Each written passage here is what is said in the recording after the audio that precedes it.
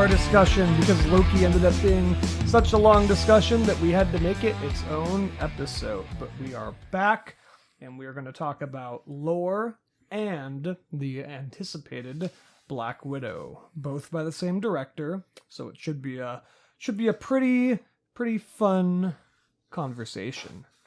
How are you all doing? Pretty good. We totally forgot to introduce ourselves. Oh, yeah. Good job. Well, I'm Blake. You already knew that. I mean, I'm the face. No, I'm just kidding. And Philip, who are you? And this is Philip. Jason? I am Jason. Ronald? This is... I'm Ronald. Hey, or Ron. It's fine. Ronnie?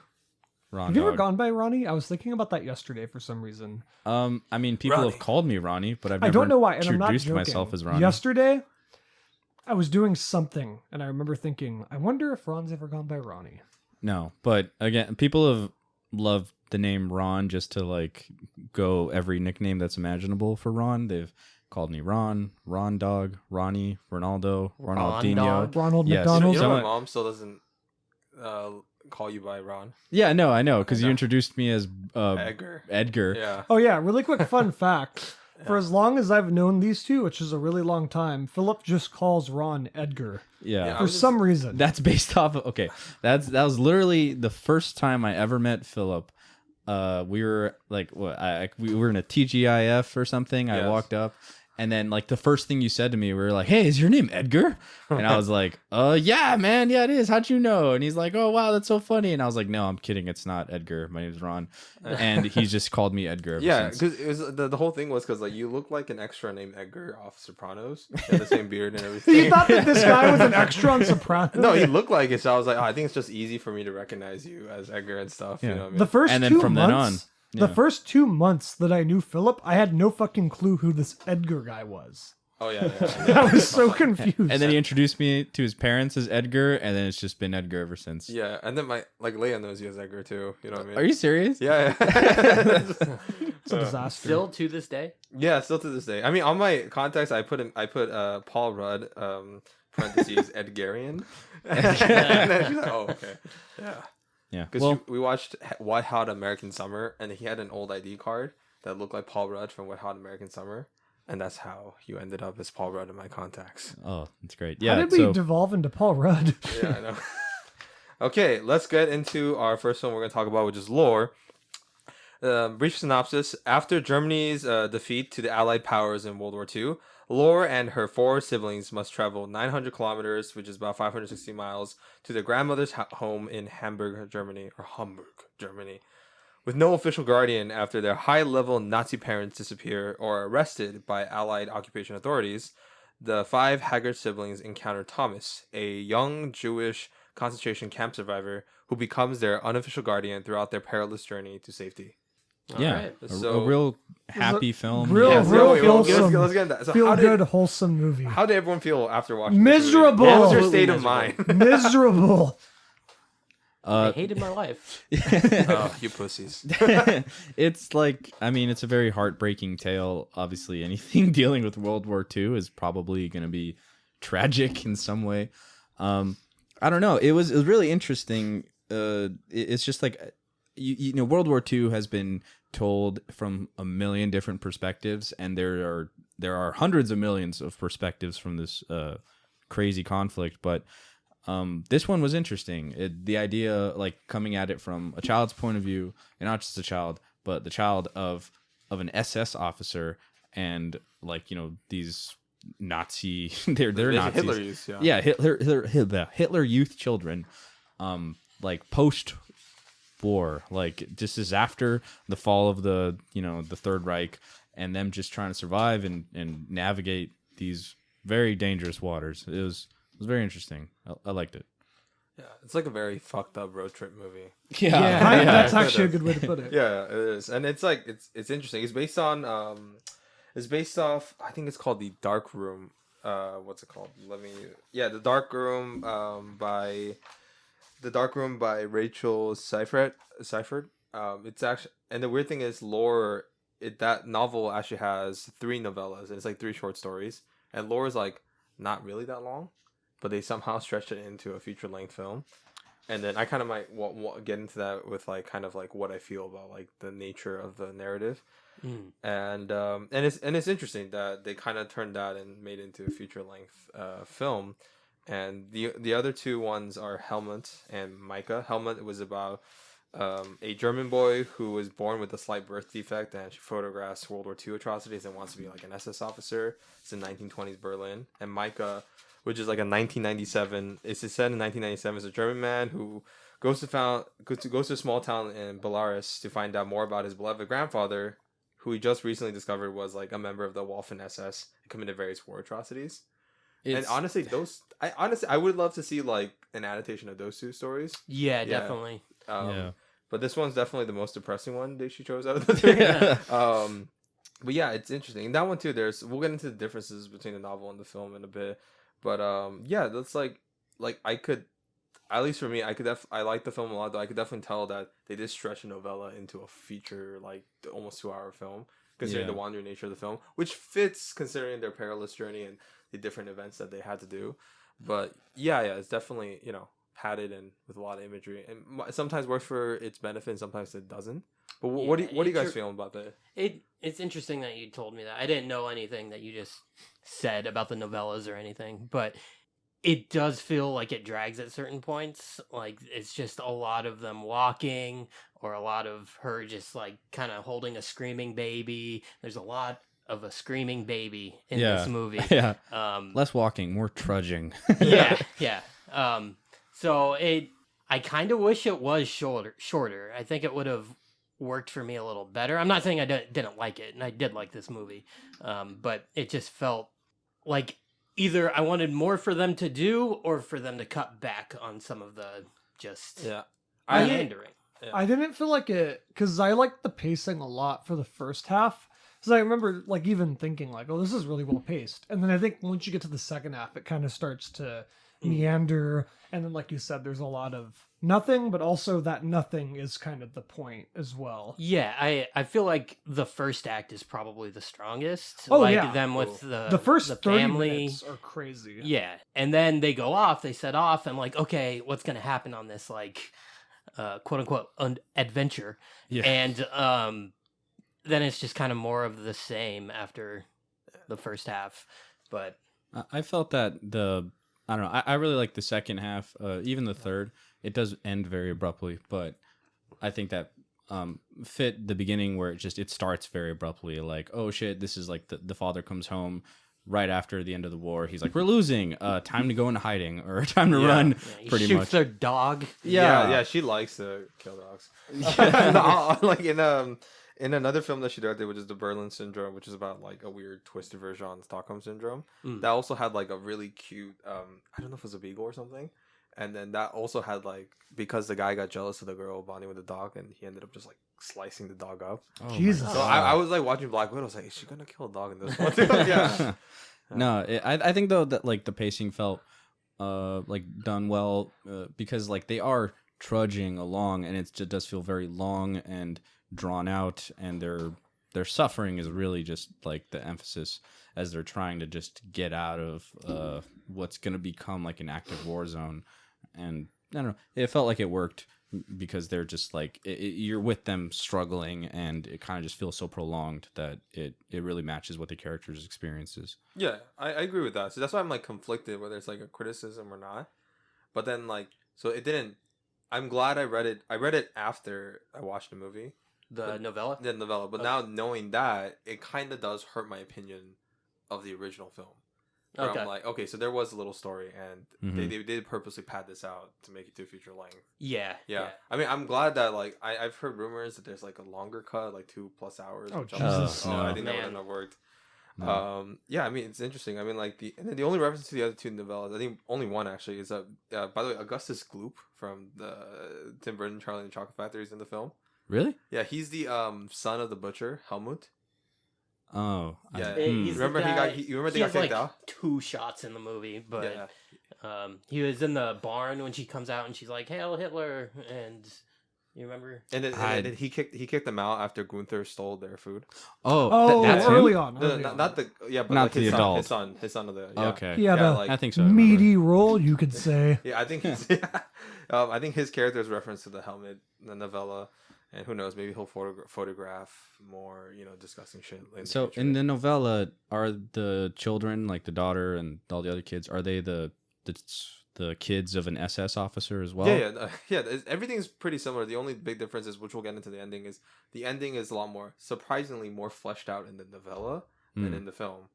Right. Yeah, we'll get into like when we compare like the difference and stuff, because I kind of somewhat agree with your ending, your take on the ending. But yeah. It's the ending did have a lot of mixed feelings. Like for me, like it's very subtle. Yeah. It just kind of ends. Yeah, it's like they're just You call dealing. it subtle, I would say. Well, not enough. Like, I But I didn't think get any but closure. that might be what they really. were going for. I think. Yeah. In the novella, there's Yeah. a lot more closure with both Thomas and also her time with her grandmother. Okay. Yeah. So I mean, let's Let's go from go- start to finish, right? Yeah, so in the beginning, it just starts off with the father, or he's not the father, right? He's basically just their guardian because their father is out still fighting, correct? No. I think that is the father. Okay. No, hey, he I was a doesn't- little confused. I was a little Father, confused yeah, too. He calls His name's Vadi, and I googled Vadi, and it's dad in German. Oh, okay. Yeah, So- and then they call mom Moti, which is also mom, and just German. Oh, okay. So. See, I thought that was their mom's name and the dad's name, because like in the subtitles it was just Yeah, like which I think those bad titles. subtitles. Like, Yeah, this is- I was like, okay, so that's not their parents, but like they're just their guardians or something. Because he said that their dad was still fighting on the front lines, and I was like, oh, dude's probably dead. That's Yeah, I was confused about him as well. Like, Well, he has for a- the first 10 minutes, I wasn't sure. Like, is this her dad or I don't know. But Well, eventually, I googled it and figured it out. They clearly have a bad relationship. Yeah. Well, the whole family does, I guess you could say. The Yeah. beginning Did is you get weird vibes from her dad with her? a little bit. yeah. I did. When he first walks in and he's like hugging her and like, I don't know, it felt weird. It was like all these like really, really close ups, and just like, this is making Odd. me uncomfortable. Yeah, I Yeah. can see that, but I don't think there was any like sexual abuse history or anything like that. But It's- yeah, Especially because the way her mom was looking at them too. She was like, Well, I all think also angry. she just fucking hates the dad. yeah, because Yeah. the dad is essentially because she's like She sees him as a coward. yeah, because she's also she's very loyal to the SS, like the Third Yeah. Reich and stuff, and the dad's not really. He's more of a survivalist, Mhm. so he's just like booking it. Like, So, it's like, Yeah. if we're talking about the beginning, I think that's my favorite part of the entire movie. Yeah, Just the absolutely. way it fucking starts. And also, I want to point out, I like how neurotic the camera work is in the opening, and it really gets you in that fucking mood, because it's like they're very like stressful. the mom's like tearing apart the house, putting their silverware and like jewelry into bags. It's all She's like, handheld. yeah, Yeah. she's like, oh, go pack your bags, run upstairs. It's like all over the place, and like the camera this whole time is just, I believe it was shot all handheld for this, maybe Yeah. the whole movie. But yeah, it's just very neurotic, very fast paced. It immediately makes you go like, oh fuck, we got to get out of here. Go shoot the dog real quick. Like it's, I don't know, that it's the strongest point of the movie for me. When he shoots the dog, real quick, minor nitpick. He's like, I'm just gonna feed him, and then she walks away, and you hear a gunshot. What does she think happened? Like, She knows that. I know. No, she knows. I know. He just but wants her to it's leave, a I terrible guess. lie. I don't think he's he. I think always- he just wanted to. well, I think he's a leave. bad dad. Like, he's just, Oh, He's a really? terrible father. Oh really? Yeah, and they're just like leaving it there. It's like they hit out instead of I guess they couldn't really go to Hamburg because of the Allied forces blocking the path, but the way they left their kids on the path to Hamburg Mhm. with with the tools they have, pretty shitty. So another thing I was a little confused about, because after the father just leaves, right? I wasn't sure whether he was actually going back to the front lines or he really was just abandoning the No, family. he just abandoned the family. Okay. Yeah. And then afterwards, the mother, she leaves at a certain point and she comes back and she's like covered in blood after she puts on like makeup and everything. So I was confused. Like, did she get raped or like assaulted by the American guards, or was she looking for something else? Like, I wasn't exactly sure about that either. That one, I think it definitely could go different ways. I think it's more likely to what you're suggesting. Hmm. What's it called, and because because at the end she also voluntarily gets what's it called, surrenders to the authorities and stuff. Yeah. Yeah. So I mean, it's possible that she suffers some type of mishap because because like it's very hinted strongly that they're not just any average SS. No, you yeah, know? they're definitely clearly- high level. They're definitely like what's it called, very well known. Would the Right. kids have been prosecuted for that? Like, No, eh, no.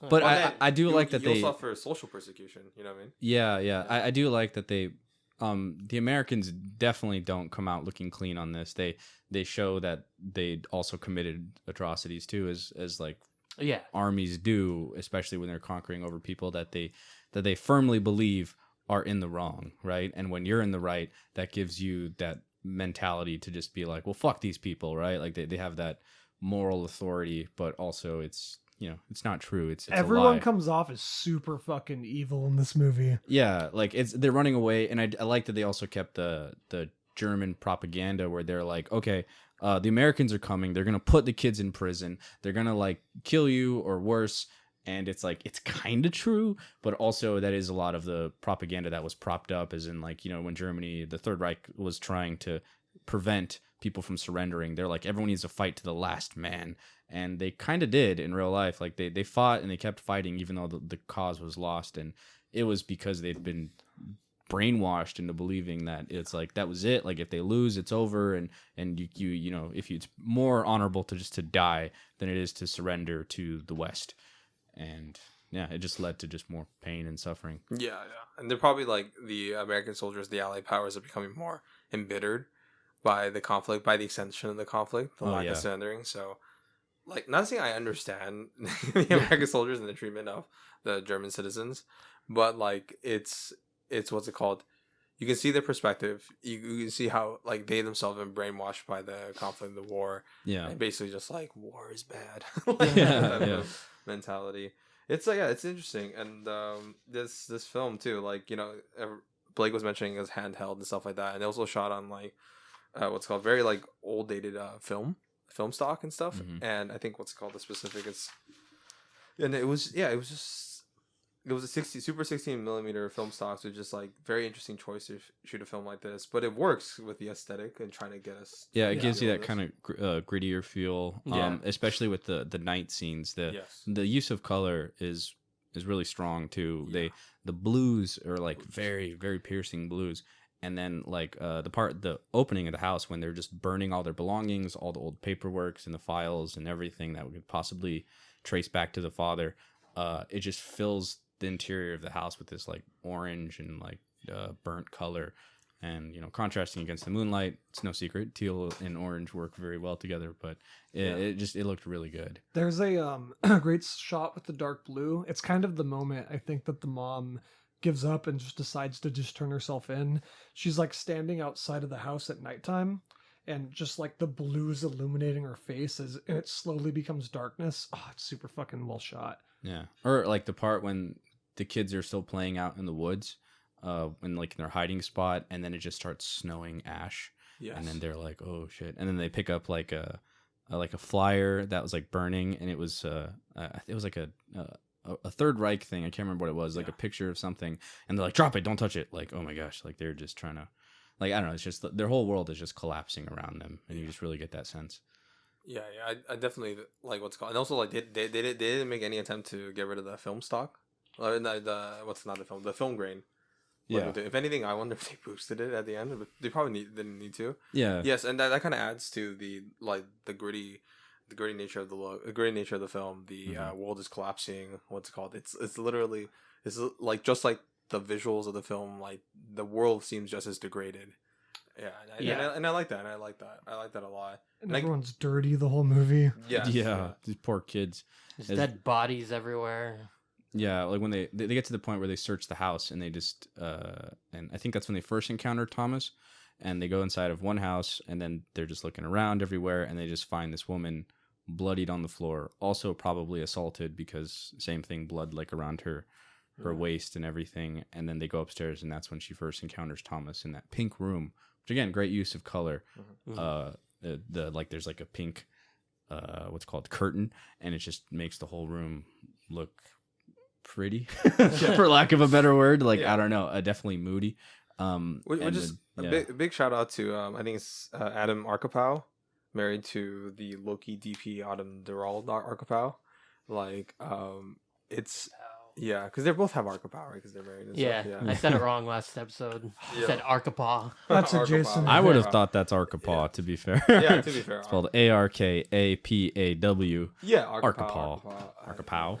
But then, you know, like the fact that he's able to in this, like, you know, an insanely, you know, usually the common direction for most DPs or directors go in like shooting a very morally regressive tale is that they have like desaturated colors. You have what's it called? Generally low contrast, and you have very kind of muddy look to it. But this one, like like with the pink room, the piercing blues, the teal and orange, like he somehow within this disgusting world, he finds like he creates beautiful like imagery Yeah. for us to look at. And lots of what seem like natural light because they're Yes. outdoors so much. Like they're running through the woods. They're just walking on these dirt paths and trails. It's like like every step on this on their journey just seems like just so arduous. Like they're walking on a path and it's muddy as hell, and they're just trying to get through it. They go through a house. They have to cross a river, and it's all hard. It's very tough. Yeah, it's like this film. It's like this is the first film where, and not like I felt sympathy, but then like in a weird way, I feel pity for like these group of characters we usually hate in cinema, which is Yeah. Nazi sympathizers, Yeah. or like Holocaust deniers.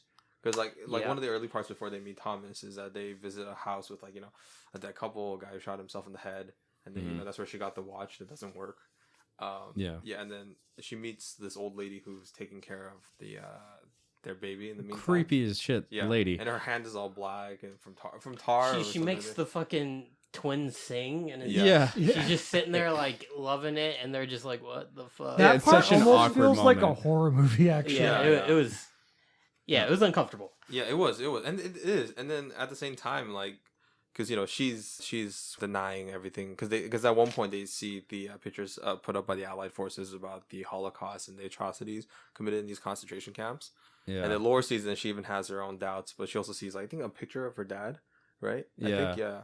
And then she buries it later. She takes it Yeah. off of the mural or off of the little board, and she buries it out in the woods. Mm. Yeah. Which is like it's a very powerful thing because again, it's like these kids, they're just children, right? They're Yeah. dealing with they've been fed all these lies and everything else.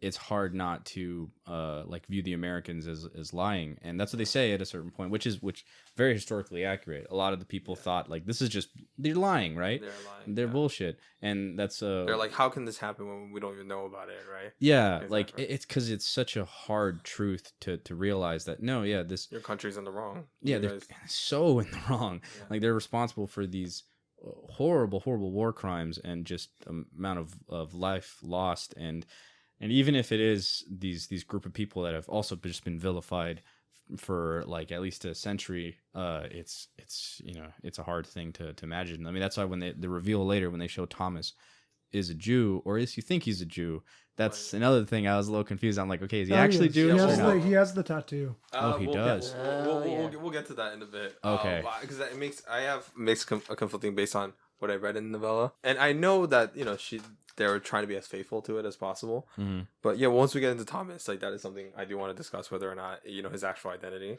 Yeah. And that's another thing about this series that's not series. This fucking Loki. This movie is a central theme is like which is like personal identity versus like established identity versus like inherited identity, which is because Laura is that like her and she inherited like the Hitler youth Yeah, mentality. she and grew up ideology. with it. Like, Yeah, but then like once her journey, and that's kind of like, and once what's gone, that one's like her experience identity is changed, right? Her Mhm. worldviews have changed, and once we get into Thomas, like his identity is also just troublesome at best. It's flaky. We never quite understand who he is. We don't even know if that's his actual name. But yeah, it's like I do like the fact that not everything's answered with dialogue.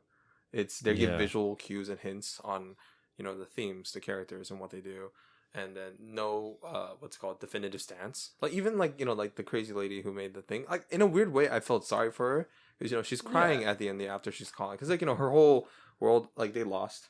Yeah. She probably lost some loved ones during the war, and her whole ideology is like crumbling down in front of her. Yeah. And maybe she did genuinely love because she was been brainwashed, right? Yeah. And at that age, it's like, like at least my experience with my family and older people, it's like it's hard for them to change, right? Yeah. Yeah, she's probably fucked. Like, I mean, after this. I think that's like the biggest thing I got from the ending was that it's they're never gonna be okay, really. Yeah. Like, I mean, they can get better, they can learn to deal with it, but you don't go through an experience like this, come out the other end clean, like in any way. Like they're forever gonna be altered by this, and no matter what, even if they're kids and they have the best chance to eventually overcome the like the horrible mentality that and like brainwashing that they went through, they're always gonna be tainted by it.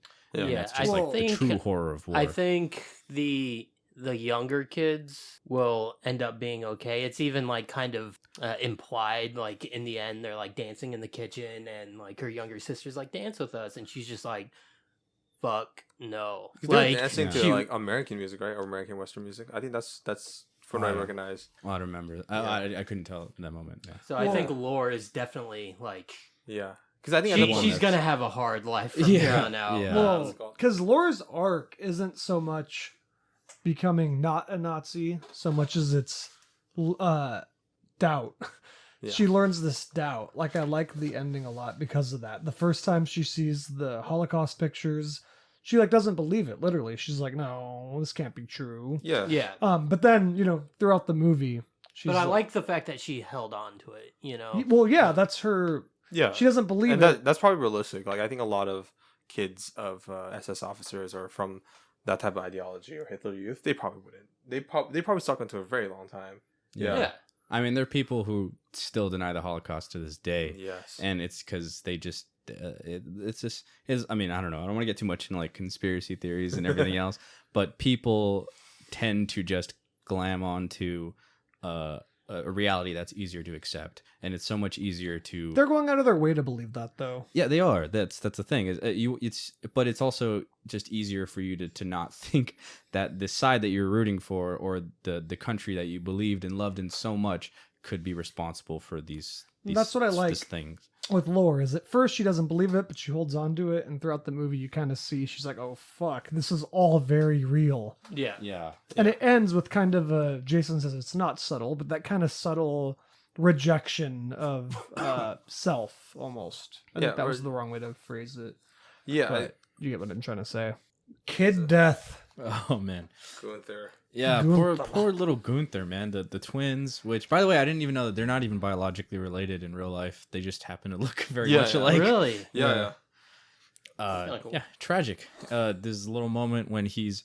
Do you guys want to talk about that? Like, because it kind of ties with like the With- Thomas character. Oh yeah. Yeah. It's Kenna Thomas. So like and this is one of my few negatives of the film. But even though I get why they did it, it's just that they wanted to see the 5 kids struggle before we technically meet the turning point of the film. Yeah. But it's like once Thomas comes, that's when like the actual meat of the film arrives, right? Yeah, that's when it Yeah. really picks up for me. Yeah, and because like he offers a new element. Like most films will actually probably introduce Thomas in like the first act. Mhm. But they do it like halfway through. It was like the hour and like 5 or 10 minute mark where he comes in. And he's like their salvation. Well, he's pretty kind of much. like following them a little bit. Yeah, but before once that. he becomes their guardian, it was a long time. Mhm. Yeah. No, it really was.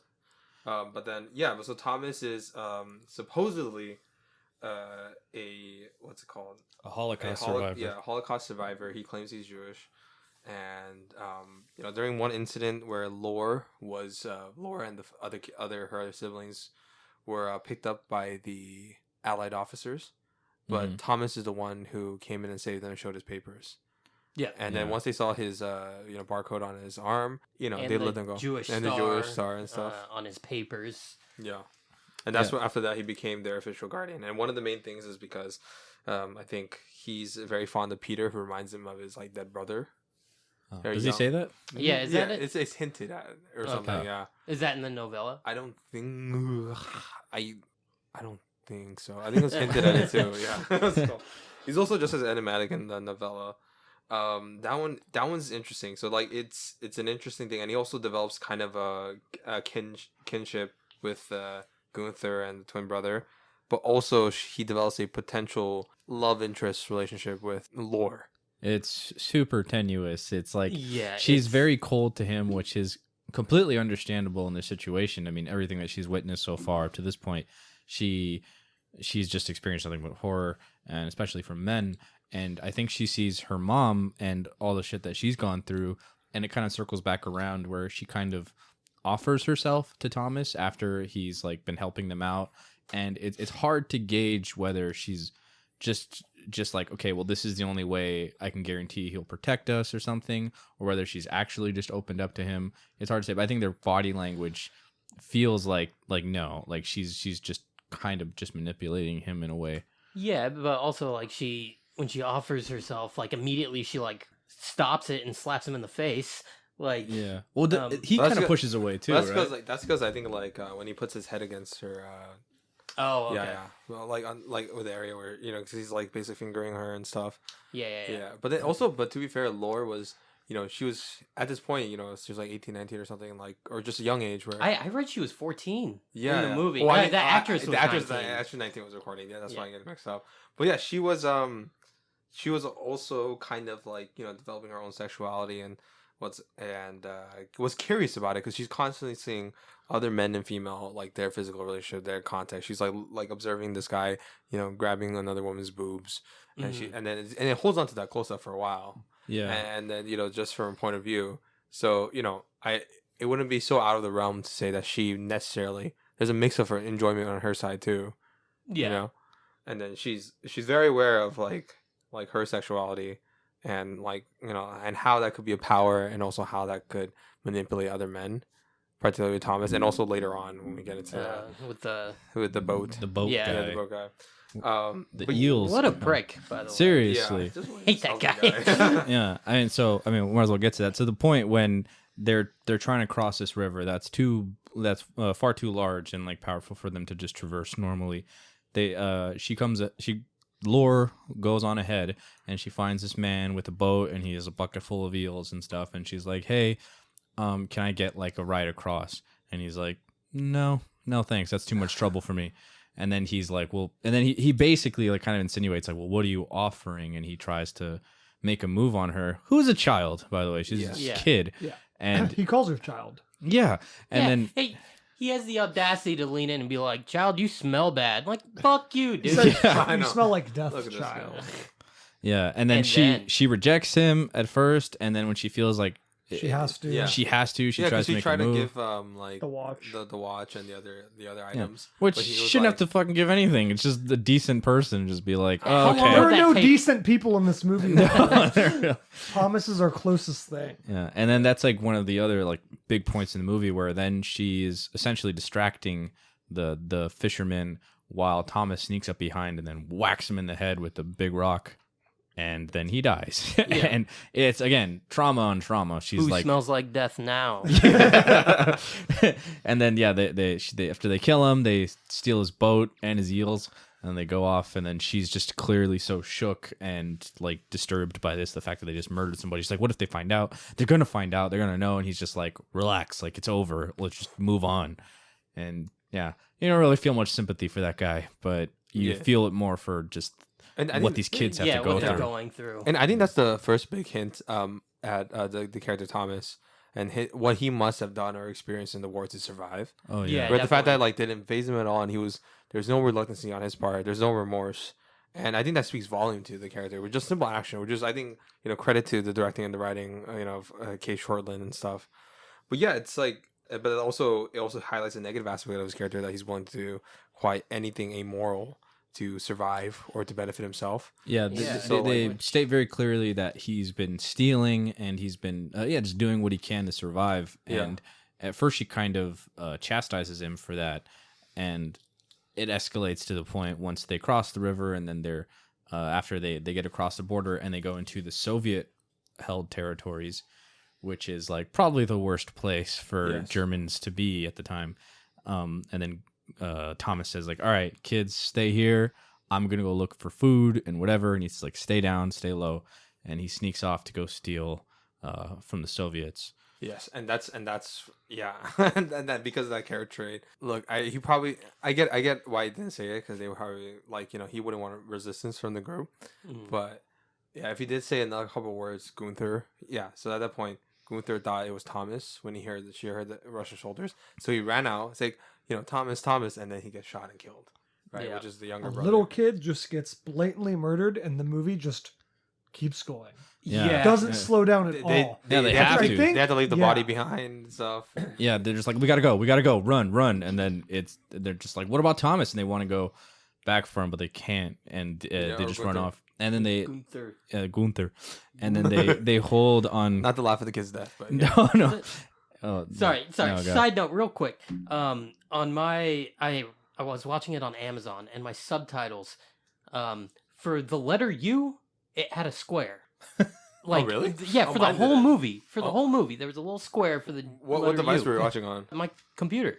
Oh, okay. Mine didn't. Mine was okay. I was watching on my phone. So. Mine didn't say Gunther. Like there was no U. It was Gnther. Oh, really? The whole Weird. movie. Mine was Weird. my GU with the the classic. There's a few issues with the subtitles, which is not that uncommon for like movies that have to get translated. Yeah, especially with like streaming services. Yeah, Yeah, they tend to have really bad. they just do whatever subtitles they want. Which Yeah. reminds me of like Pan's Labyrinth and Guillermo del Toro when he himself wrote the subtitles because he doesn't trust when other people do the subtitles. He's like, they always get it wrong. They always don't get exactly what I'm like trying to say. So he made sure to like write exactly what he wanted. And I guess not every director can do that, but Yeah, you should probably. yeah. Like Yeah. either the director or they need to hire. So like I know for Parasite, I think it was like a white guy who's very well versed in the Korean culture and language, and then Bong Joon-ho specifically found him and found his translations really good, and he made him, and they like worked together on every single line. Yeah. And that's why the translation comes out really well, I think. Yeah, I always feel like movies shouldn't be dubbed. I feel like most of the time the subtitles is the better way to go Absolutely. because you can hear the actual actors' voices and performances. Not to say anything against voice actors, but voiceover actors, it's really hard to then match the whatever actors actually performing. Because you focus more on like what's it called, audio and visual synchronization, Yeah. than the actual performance of your voice. Yeah, exactly. Yeah. Yeah, and it's like you lose something. I think when you dub it over, it's like just read the subtitles. It's fine. Yeah, no, it's like, I mean, I agree with the yes, like the read the subtitles, but you have a lot of people, especially in the U.S. Uh-huh. Everywhere else, people are like, we're just used to it because like that's how it is, right? Yeah. You know what I mean? But only in the U.S. they're like, subtitles. Yeah, And no, I know. I know don't plenty get of it. people that just like as They soon hate as they reading. hear that like it's got subtitles or something, they're like, "Oh, I don't want to watch it." Then I don't like to read I subtitles. can get the logic. I disagree with it, but I get it. I mean, it's extra work, and people are inherently fucking It's lazy. not. It's not That extra is work. I know. extra I'm work. not It's saying extra work. It's so That's- no, easy. you guys are shooting the messenger. I'm not saying I think it's a lot of work. I'm saying that it's an extra layer, No, and and- people don't want to give that. And I've heard that they're like, it's a distraction from the. It's not really. It's just like Yeah, you could read it real quick and look up, and you can. Yeah, or just go back. Yeah. It's just like you. It's like for probably for people who've never read a single book in their life, or even the chapters. They go to Spark Notes for every single fucking thing. I mean, even like not to put you on blast, Miles. For one of the upcoming films we're talking about, we're like, okay, we probably have to like read this. It's like, is there an audiobook version of it? Oh, what do you mean? It's a 3,000-year-old tale. You can find it online. Just like, oh, but I can't. I just can't read. Okay, and then Not that he can't read, he just He won't can read. read. and that's what I said. I was like, oh, that's why I gave him Blaster. I was like, oh, you can't read, Miles? Really? Like literally all the notes that we're typing right now. What does that say to you? Are you dyslexic? Yeah.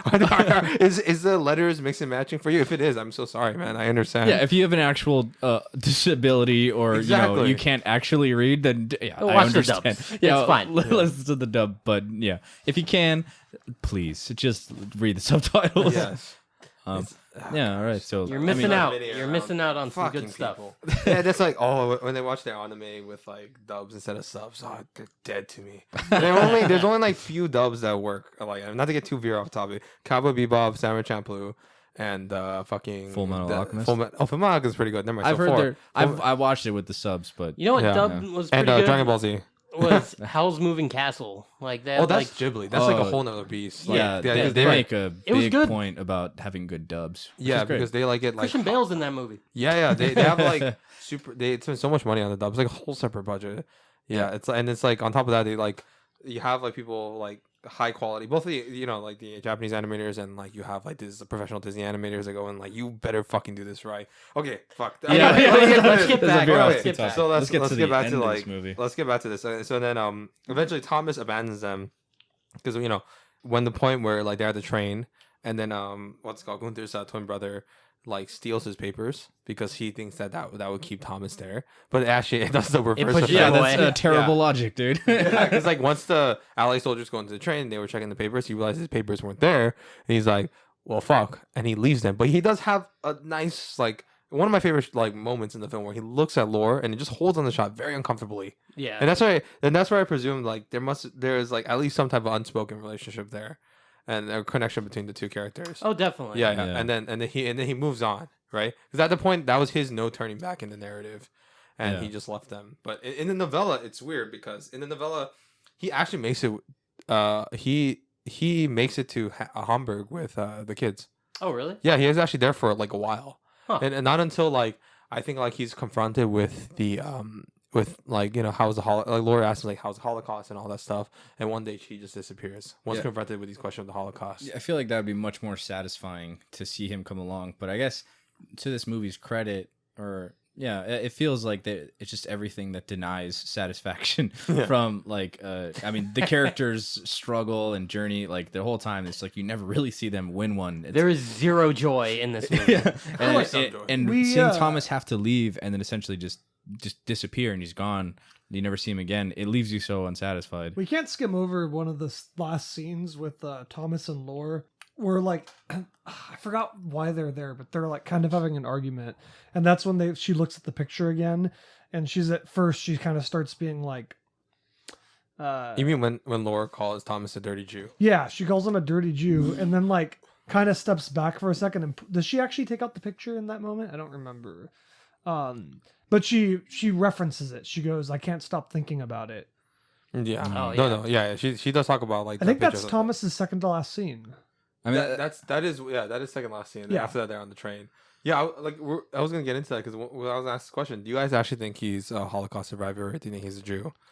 And do you think the barcode on his arm is actually fake, or he just kind of, manipulated that? well, when I watched it, I didn't catch the part where they showed the barcode. So at the end, I guess it was even more ambiguous because they said he faked the papers and that he told the other kid, the other twin, whoever's not Gunther, sorry kid, that he just was pretending to be a Jew, and it's like, yeah, that makes sense why he would tell that to the kids. Yeah, But it was hard to tell whether he was or was not. But my like logic, reflecting on it now, I think he probably was. That's probably where he got the paperwork. Maybe that was a fallen relative or something. My And you logic- can see it on his face when she's like kind of berating him. He's just kind of like, "You're a bitch." yeah, No, I think she's a uh, bitch, but I don't think he my- was that hurt by it. well, my logic though, he's probably used to it, right? my Yeah. Sorry. What? Go, Blake. Go. I get the next hour. Oh my Just god! go. Just go. My logic is the reason he would tell the kid that is because he thinks it's a kid. He's not here to change this kid's mindset. It would be too hard for a kid to accept that everything they've been taught is wrong. But with Lore, she's a little older. It might be easier for her to accept the Holocaust. That's kind of my logic with it. He just told the kid that to make it simple. He Yeah. didn't want to have to ostracize himself from the kid where he Shatter thought, his world even more. where he thinks maybe Lore can take it. You know what I mean? Yeah. Yeah, it makes sense. I have a completely different take on that, mainly because after reading the novella, it kind of changed it. No, I don't think he's a Jew, and I think there's a good chance he possibly worked at the camps, and then from there he might have like put the either put the barcode on themselves, and he actually did steal it from a dead Jew. Because one, I think like a couple of hints, at least in the film, before I get into the novella, is one of the hints in the film, like too, is like when she calls him a dirty Jew, actually, at least from my perspective, it didn't seem like he was that hurt by it. You know what I mean? Mhm. He actually didn't seem that shook by it. And also when in the train, when you had Holocaust deniers talk about, and like it must be fake, it was too skinny, it was too fake. He really didn't seem that disturbed by the conversation, or be that all too angered. Mhm. Like it seemed like he just kind of brushed it off, right? As if like there was no actual impact on him. And on top of that, if he was a Jew, there would be no point in him actually taking in other people say unless he lost it or something. So yeah, that part wouldn't make sense, right? If he was like an actual Jew and he doesn't have Jewish papers himself. Yeah. Yeah. I And mean, so you I think he figured- just faked the tattoo? Yeah, that's actually possible. I Like, mean, 'cause I think know about it, it's they give the possible, tattoo in the camps, right? So if he worked in the Yeah. camps, he would be able to just give himself the tattoo once he kind of like saw where the winds were sailing. but But maybe the okay, reason he's not bothered by it is that he's survived for so long and he's just taught himself to keep his He head seems, down. he seems very Haunted. That's what I Yeah. got from it more. Well, I that mean, he's just like he's been living in Nazi Germany for Yeah. so long that he's no, but probably he does like get haunted whatever, and man. affected. Like you see when like the person who he sees has like a surrogate for his dead younger brother. Yeah. When what's it called? When Laura was potentially drowning herself with Peter. Oh Like you can see yeah. himself get emotionally distraught. Oh and yeah. We trying didn't to even take talk the about kid. that part. She tries Yeah. to kill herself after they murder Yeah, the. stupid. I'm just kidding. No, That's not stupid. after she murders the boatman, she tries to drown herself and the baby. She goes, the Yeah, old with the Skylar White, baby. I didn't like that. the old Skylar White suicide attempt, Yeah. drowning. Yeah, but even she didn't take the baby, dude. Oh yeah, I know. So yeah, I mean, like at that point, like no, like he does become emotionally distressed, with the right emotional trigger. But at these 2 points, and like I said, to the beauty of the filmmaking, it's pretty ambiguous. But like these didn't trigger him at all, and I'm guessing it's because he's not a Holocaust survivor. And now I'll get into the novella. In the novella, it's even more not necessarily stated outright, but more hinted at. Like even at the end when they were speculating, they were like, yeah, he's probably not a Jewish Holocaust survivor. Yeah. Yeah, and he probably committed some shit during the war and everything. And he's like escaping from his own war crimes because most likely, like if he got arrested, he'll be in the same camps as the other SS officers. Okay. Yeah, Yeah. that makes sense. I like that it's ambiguous. I like that you don't know for sure. Yeah, it colors.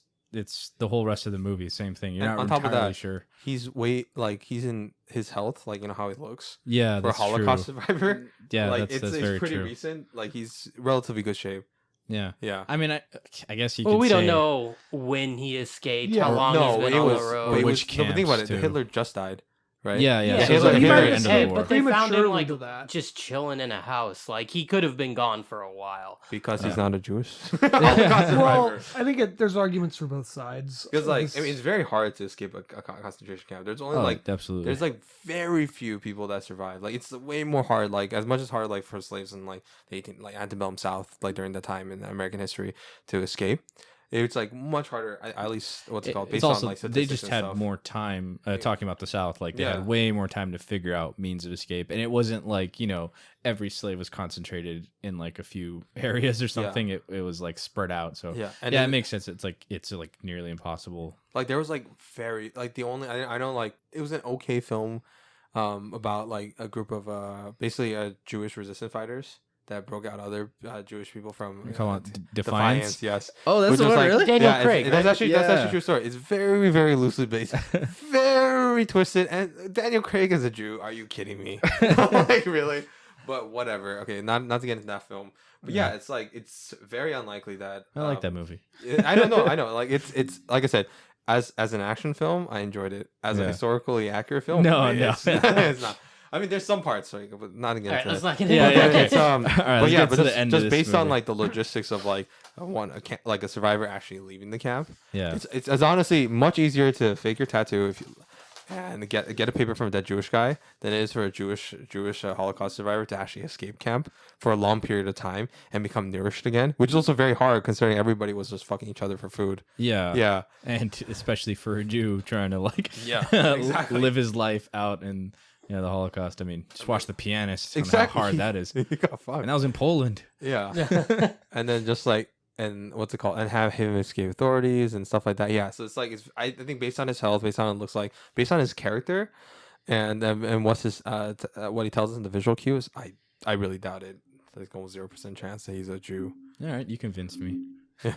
Really, you're convinced? Yeah, I'd say there's a stronger chance than at this point that he was faking it. I mean, they do show his survivalist mindset and just pretty much doing anything he can Yeah. to survive. And I think also he's very, very, very resistant to capture, and also he almost seems not terrified, but like remember when he couldn't find his papers? yeah. He was very scared. That's Yeah. another one of the few Yeah, times if he was you an saw it. actual Holocaust survivor, he'd be like, "Fuck, dude." Yeah, like, no, it's I like escaped. I'll escape and they'll find and they'll talk to me because this is the Allied soldiers coming in, Yeah. right? To coming in. So if he was an actual Holocaust survivor, like there's other ways to identify. Yeah, it You would know make what I mean? sense if he was like a escaped Nazi guard or something, Yeah. or or German guard that he would be so Why terrified wouldn't he of. just tell Lore?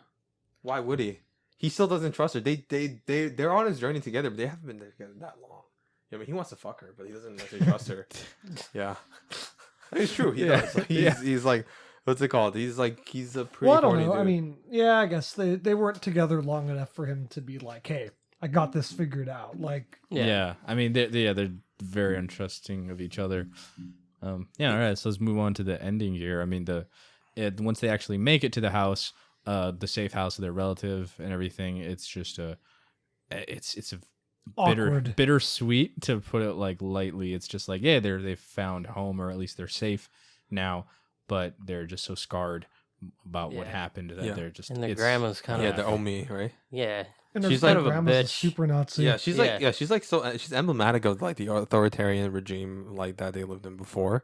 Yeah, and then yeah. it's almost like they're going from one authoritarian regime to another. It's like she's unfazed by anything that's going on, and she's just continuously living her life. I love the part where they're at the table and like eating, and all the kids just like reach in and start grabbing and eating with their hands, and she's like, "What the fuck's wrong with you guys?" It's like she has like no idea what they went through. Yeah. I mean, just like you Oh, think they that took she a would nice have little walk to get to my house. Yeah. Did you see the state of them? One of them's not there, Grandma.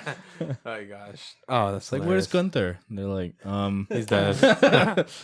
It's like she even then like she's still holding on to. I double check. I think they were playing Western music when they were dancing. Mm. Yeah, and then you see she's not dancing to. She's not, as if she's not quite ready to accept like those deals, because it's actually like the way she's still like kind of indoctrinated in somewhat that Hitler Youth mentality. Yeah. But it has changed. But I think at the point it's still so she's somewhat resistant to adopting who she probably views as the oppressors. yeah. Yeah, and then at the end, where her final like let's talk about the ending now. Like to kind of wrap this up, but in the end, she defies Omi, like her grandma. She eats like a savage. Yep. and then basically she gets excused from the table. When she goes back home, not home to her room, she destroys the figurines. The porcelain figurines, and even the deer one she didn't break, right? No, she did break that one. She breaks all. She of breaks them. she breaks that one too, and ends with just kind of a close up, and it cuts to black. Close up on her face and it cuts to black. Yep. So what do you guys think of that ending? How do you guys interpret the final shots, and what do you think her character is at, and how do you think the family would be? Well, I think the little like deer figurines probably. Her innocence. I'm just Yeah, kidding. no, that's Yeah, that's my probably, guess. yeah. It's innocence, and she's like when she goes up to the fishing guy, she offers that up to him before she offers him sex, right? And then at the end, she's just crushing all of those little deer figurines. So yeah, that's my interpretation, I guess. I'm pretty much on the same boat. I felt like it was her innocence, and then now that it's just lost, and she just denies it. She's like, no, fuck this. Like she's Also, it's the last thing she keeps, right? It's the last thing she has to yeah, offer. It is. Yeah. Her innocence, also maybe her connection to her idea. Well, I guess this ties into innocence, but like her idea of her family, like it's kind of this, her breaking this, being like, oh fuck, were my parents like these awful human beings? And that's her kind of destroying her past in a way. Yeah, I kind of agree with you on that. It's, I think like Yeah. her rejecting of her past ideals, rejecting of her past history. Rejecting of her heritage almost Exactly. too. Yeah. And then like also rejecting of like the previous authoritarian regime. Because like the whole time I was like, oh fuck, her grandma's gonna kill her. Like, like I was like, could you imagine? Yeah. But that's the point too. That's why she also, it's like a savage. She's like, fuck your rules, bitch.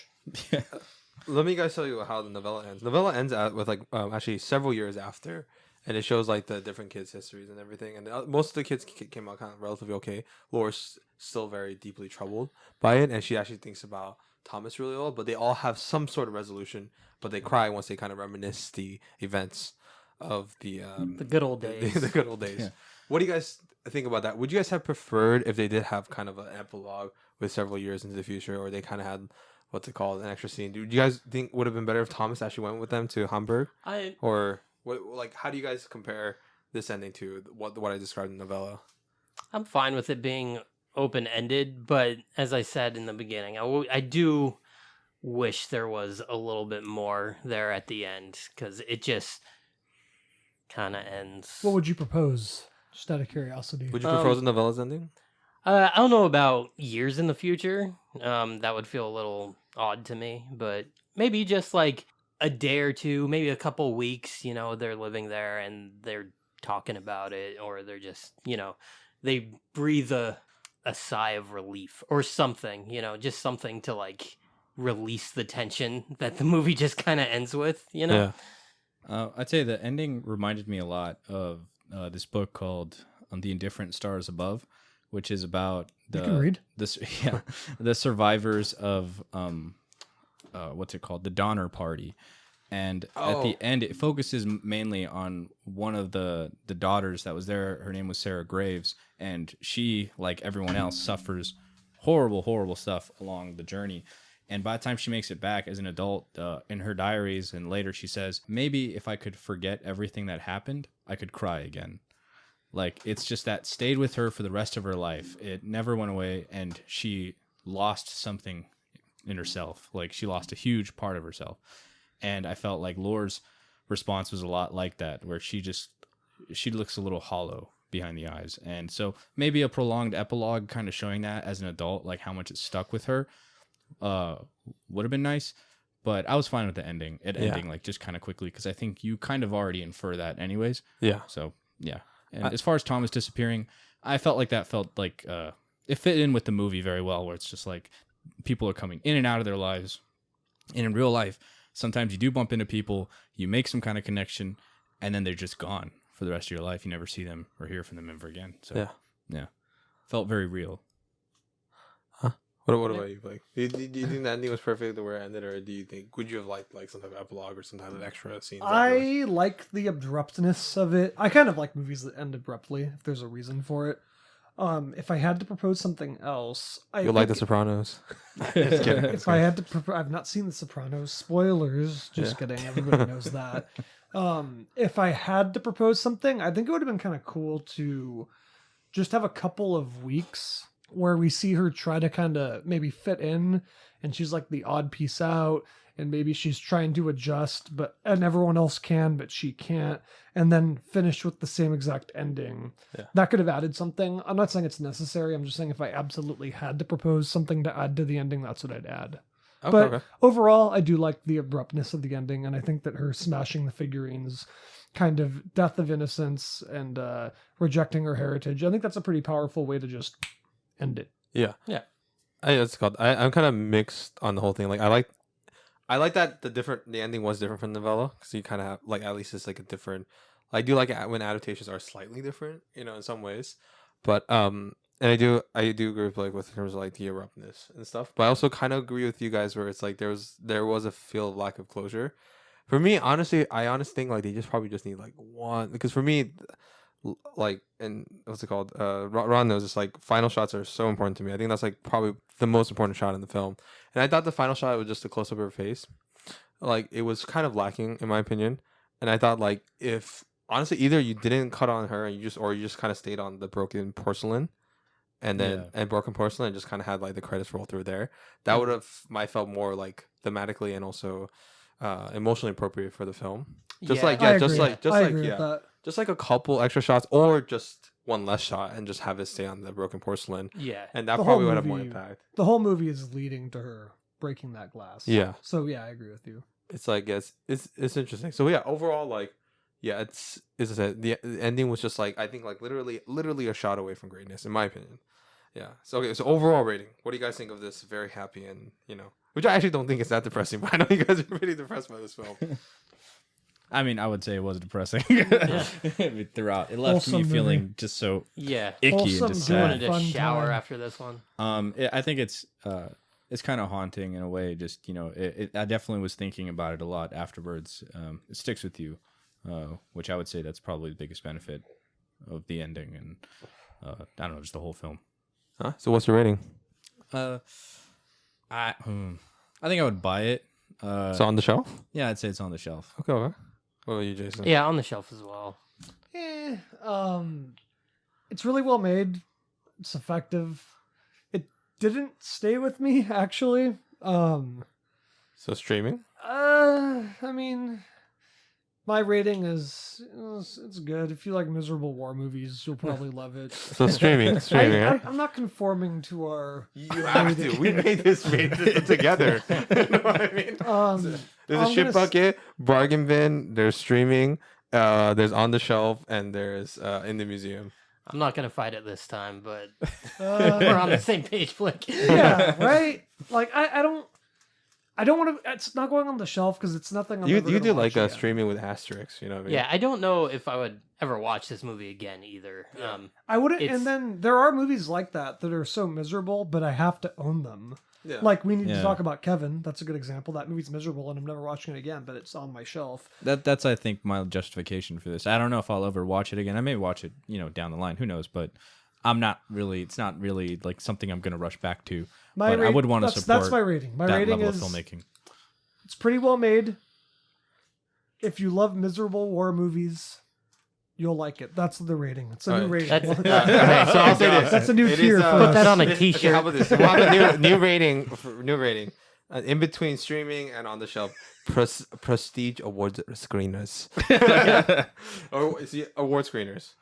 That's a how like critics and what's it called, like Academy Award voters, they get like screeners and shit. So would you say it's a award screener? Sure. Okay, we'll give you that. Award screener. I like my it, rating. but I'll never watch it again. No, because that's not even really like the. I think it's really well made. I just don't love it, and it's Conform. not. Conform. I watched it and I thought it. Conform. That's my fucking. Okay, I'm telling you, award whoa, whoa, screener. whoa, whoa, whoa. Blake's is an award screener. History has been made. We have a new rating system, and one of those ratings is if you like miserable war movies, you'll probably Oh my like God. this. Okay, award screener. All right, we're Okay, good. Let's okay, move I on didn't here. give my rating. Oh yeah, Okay. sorry. Oh, I see. The one, mine doesn't count, right? I'm just kidding. are you? What's it called? For me, I would put it on the shelf. I would actually, I don't know if I would get like a special Criterion edition, but yeah, this would be on the shelf. Kind of curious on how they made it and stuff like that. And then in terms of like you guys have talked about it, you probably never watch it again. I'm like literally planning to watch it next week with Leia. Just like, see how she takes it. But yeah, that's my overall film of the thing. For me, I mean, like, I don't know, maybe I just watched a lot of depressing shit, and for me, it wasn't like the most hard thing for me to watch. It This wasn't isn't the hardest hard. It's thing. just like fuck, dude. Like, I've seen worse. It's Yeah, just- absolutely. And I like dark, depressing things, but like this was just it's just so. Everything's miserable, which is Yeah. fine. I just don't love it. I like jerk off. If something's just this, kidding. if something's this miserable, I have to love it to watch it again. And it's good. It's really well made. Like I don't want to take away. This is a good movie. I just doesn't. It's nothing that sparks something inside of me. Okay, moving on. Next film we're gonna talk about, which is the main meat, is back on the menu, boys. It's Black Widow. I'm talking about the masterpiece from Mr. Kevin Feige in the Marvel Cinematic Universe. I'm talking about the first film in MCU Phase 4, bringing back the audience to the theater. Black Widow.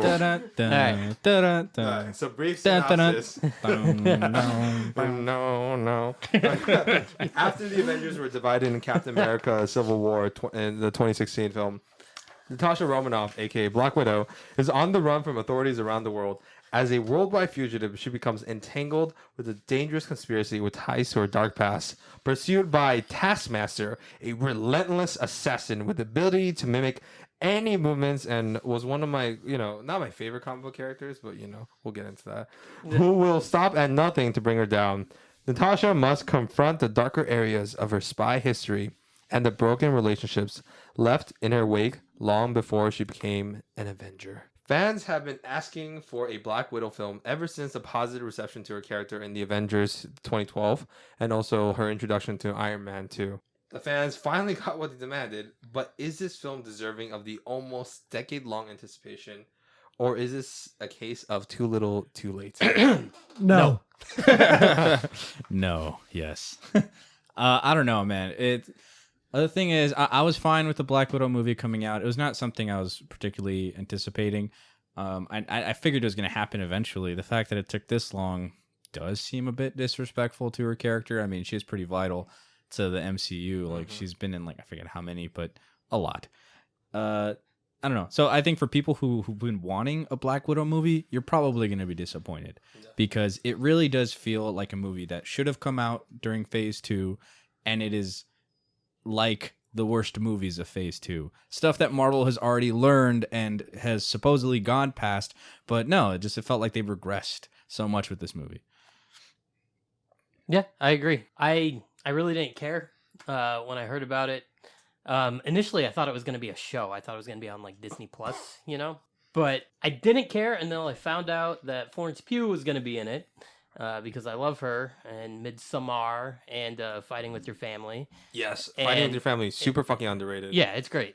And so, well, once I found that out and I found out she was going to be like kind of taking up the mantle of Black Widow and this was going to like kind of be setting up her character for the MCU, I was more on board. But then it kind of sucked. Florence Pugh was the best part of the movie, though. I think she steals the show, even though they fuck her character over in the climax of the movie. She has nothing to do.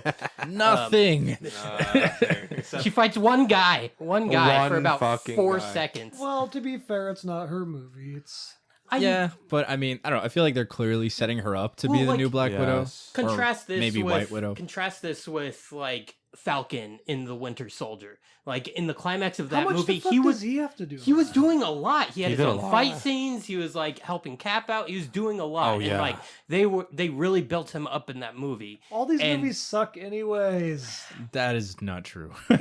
No. Some were good, some were bad. But okay, I think this one was a little bit better than Winter Soldier. Oh, Okay, fuck no, off, wait, dude. let me tell you I'm this. just Okay, so fucking let me get with into you. my thing. Is this deserving of the almost decade long anticipation, or is the case too little, too late? It's neither. This is the worst MCU film, and I out don't of know all about they made, that. yes, it is. Yeah, I don't know about It is that. the worst MCU film. Is I think one of the worst written. Worse than Iron Man 2. Yes, because Iron Man 2 at least Iron had. Man You know 2 what? doesn't Iron Man have- 2. I I'll would- say this. Iron Man 2 at least had well filmed action. Yeah. Iron Man 2 at least had an understanding of it was still shot on film, so it had good contrast and decent color grading, and they both have. See, if your story is absolute shit balls, I'm talking about balls to my balls shit. if it has You have- like a you have- nonsensical villain, balls in your terrible, exactly. My balls and my balls have balls, and this balls has shit. That's how bad this shit is. If it doesn't have what's called memorable villains. It doesn't have good, well-defined character arcs. At least one thing I want to see in a superhero fucking film is well-defined action, somewhat pretty visuals, and I want to be entertained. Yeah. I thought This this was movie. none of the fucking above. This was shitty fucking attempt to copy Paul Greengrass camera work from fucking the Bourne trilogy, but way worse. This was attempts to mix the humor, action, and spy elements from the Mission Impossible franchise, but way worse. But also at the same time, they're trying to incorporate elements for the other MCU and trying to also like I don't know, make this a seminal piece in the fucking Marvel character and like pass the baton to Yelena. They didn't do any of that well. This was awful. Now, Awful, poofy caca. now. I don't want to come off as a defender of this movie because I don't like it. I actually thought it looked better than most Marvel movies. I thought it was Oh. shot pretty well. Like a It lot had- of MCU movies have a flat look. They're not very inspired. The Russo brothers, I think I said this, I don't know if I said this last week or to you guys off the podcast, but the Russo brothers have a great understanding of the characters, but they sure don't have a great understanding of the camera a lot of the time. Well, I think they okay. Whoa, I'd say like I think for, the action in those movies are way better than this. Way I don't absolutely. No, yeah. okay, Yeah, but I they're meant way more better. like scene to scene, just a lot Even of the scene thing is standard coverage. It's look at this. It's like it's close up, shot over the shoulder, shot over the shoulder, shot, reverse shot, reverse shot. I will That's the s- entire fucking. I will coverage say of the that film. for Black Widow, there are certain scenes that are shot fairly well. Like the first scene when she confronts, or when Taskmaster first confronts her on the bridge. That was probably the best looking scene in the movie, and it's not like gorgeous by any means, but it looked good. It was decently shot. Like there's that was okay. there's like the orange hue coming from like the lights above, and I don't know, the action sequence was okay, but that is like the only sequence where it was actually covered well. I think that in terms and of the, lighting at least. I think that and the family scene in the last third of the film. Yeah. Where that, You know, the only honestly, two that shots- might be what's giving me that impression is that that's how it starts, and then like I think the rest of the movie I was like, No, because after that, Phased everything out. is fucking outdoors with like, oh my Flat. flat. outdoor lighting, disgusting color grading, terrible fucking The CGI. color grading wasn't that bad. It Jeez. was poo-poo caca. I'm talking about disgusting ass shit. And this is a spy fucking movie. It has the same budget as Skyfall. You know Yeah. that? As Skyfall. And yet, Well, they didn't have Roger Deakins. I know exactly. And yet, it looks 100 times worse. That prison scene looked real bad. Oh my god! that- You could tell that was shot on a studio. What the fuck? If Yeah. it's not, they made it look like it was. Good job. Good job. Fucking Gabriel Berenstain, whatever. You're staying on fucking DP Legacy. Did he Oh come up my with the God. Berenstain Bears? Oh gosh. It's like, okay, so like just in terms of like how they treat Black Widow in this movie, like I'd say even movies like Iron Man 2 or Thor 2, like usually considered to be some of the worst Marvel movies, you can see some character progression. You see that like, oh, okay, Tony started off being just getting drunk and putting off his mortality or whatever in the first Iron Man or the Iron Man 2, and by the end he's like, oh shit, I gotta like kind of take care of myself a little bit more. Whatever. Thor, he has also his deal that he goes with, but like in this one, it's like Black Widow is essentially the same character from the beginning of this movie to the end. Part of the problem with that is Yeah, when yeah. we're fucking getting this movie. It just Yeah. feels so inconsequential It to is. anything. It's filler. Yeah, you can't change her in between. No, because you, Yeah. no, like, We already got her, know yeah. her arc. I'll Like say this. I think you actually could have, and but yet makes sense with the thing. Because okay, let's look at the end of where the character was at the end of Civil War. at the Captain America Civil War. Yes. So she big thing was like throughout the character she has trust issues. She has abandonment issues. I mean, fucking Bruce Banner went to fucking like Scar, the planet Scar, right? Yeah. Yeah. And they abandoned her like on Earth. And on top of that, the one thing semblance she had as a family was the The Avengers, Avengers. and they broken up at the end, right? So probably at that point, her character part regressed arc-wise, where she has trust issues again. She doesn't believe in the values of family anymore, and so at that point, that's a good place to start up because because when we see her in Avengers Infinity War, she seems to like almost like like not 180, but she seems to regain those values, and she seems to not be hesitant to team up again with the Avengers and work together, work with them to fight for the world. And she seems obviously changed, also physically too. She had like blonde hair. We'll get to that in a bit. Yeah. I So just like think you could have done something there. So you could have started off with a character who was wary of family ties, wary of I the think trust with that other this could characters. have been planned better had this movie came out prior to Infinity War. Oh yeah. Why Yeah. the fuck Yeah. did they plan it for after the movie where she dies? Like, fuck it. They make like 1 million movies a year anyways. They could have thrown in a Black Widow one in like, what year did Infinity War come out? 18? corporate decisions. Yeah, I think it was no, it was 2018. 2019. 2018 What was the fuck Infinity came out War, 2018? They couldn't have had a Black Widow movie that year. Yeah. Like, it would have made for a better movie because they could have planned it better in according to where the character was going. They should have came up This before just feels like Infinity such a weird misstep to do this movie after. Yeah, and I then agree I with that. understand that this is essentially just the point of this is, like you said, to get Florence Pugh into the role so she can go on moving forward. Why not just have some fucking forward thinking and have done that from the start? I don't know. It's frustrating that we're getting this movie now. because their Hey, toys Like, I didn't think sell it, like well. I'm cool with the Black Widow movie. I used to say that. I used to say that'd be kind of cool because I like spy movies sometimes, and I was like, fuck it, let's see a Marvel spy movie. I mean, I guess you could say some of the Captain America movies are kind of that, but I thought it'd be cool. But this just feels odd that we're getting it now. No, it is. I think that's a big problem is that, like you said, they're trying to do that Mission Impossible action sequences and stuff, but I think what makes those movies work, and I'm not the biggest Mission Impossible fan, but What's like wrong with you? the action sequences are always shot really well, and it's very clear. You can see like the stunt work is taken into account, like it's done really well, but And less use of doubles. yeah, Yeah. less doubles. Yeah. And it's just like, but man, like almost all the fight sequences, except for the first time she fights Taskmaster, which was okay. It was all right. It was not that great of a fight. Again, Taskmaster should have been like an insane fight sequence. He's got the fighting abilities of all of the Avengers, right? Yes. Including hers. And you could have seen her like, switching off different styles. Here he is fighting like Cap. Here he is fighting like Black Panther. Now he's fighting like whoever else. But instead, he's just like you kind of get a bit of the shield, and then that's it. And then He takes later, out his claws at one Yeah, point. and yeah, he Oh, takes out his claws, useless. and then they cut away, Oh, and they never exactly. even Yeah, show him exactly. using the claws. And that's another thing. The way they set up Red Guardian, played by what was his name? David Harbour. David Harbour. They set him up so much as like this like he thinks of himself as Captain America's contemporary, right? He's like, oh, I mean, you know, we're kind of like on the same level. I know I was his yin to his yang, and it's kind of fun. It's funny because it's like Captain America doesn't even know he exists, probably. Yeah. But he talks about like, I used to fight him all the time, whatever. And then he goes up against Taskmaster, who has a shield, who you could have had him fight him like Captain America. This could be his big moment, right? Where he's like, all right, here we go. And finally get an actual action sequence out of Red Guardian, because again, you get one sequence where he's escaping from the prison, barely focuses on him. It's mostly Black Widow trying to break into the prisoner, get him out of there. That kind of happens. That's okay, fine. But once he's suited up, he's fighting against Taskmaster, the main villain, they cut away.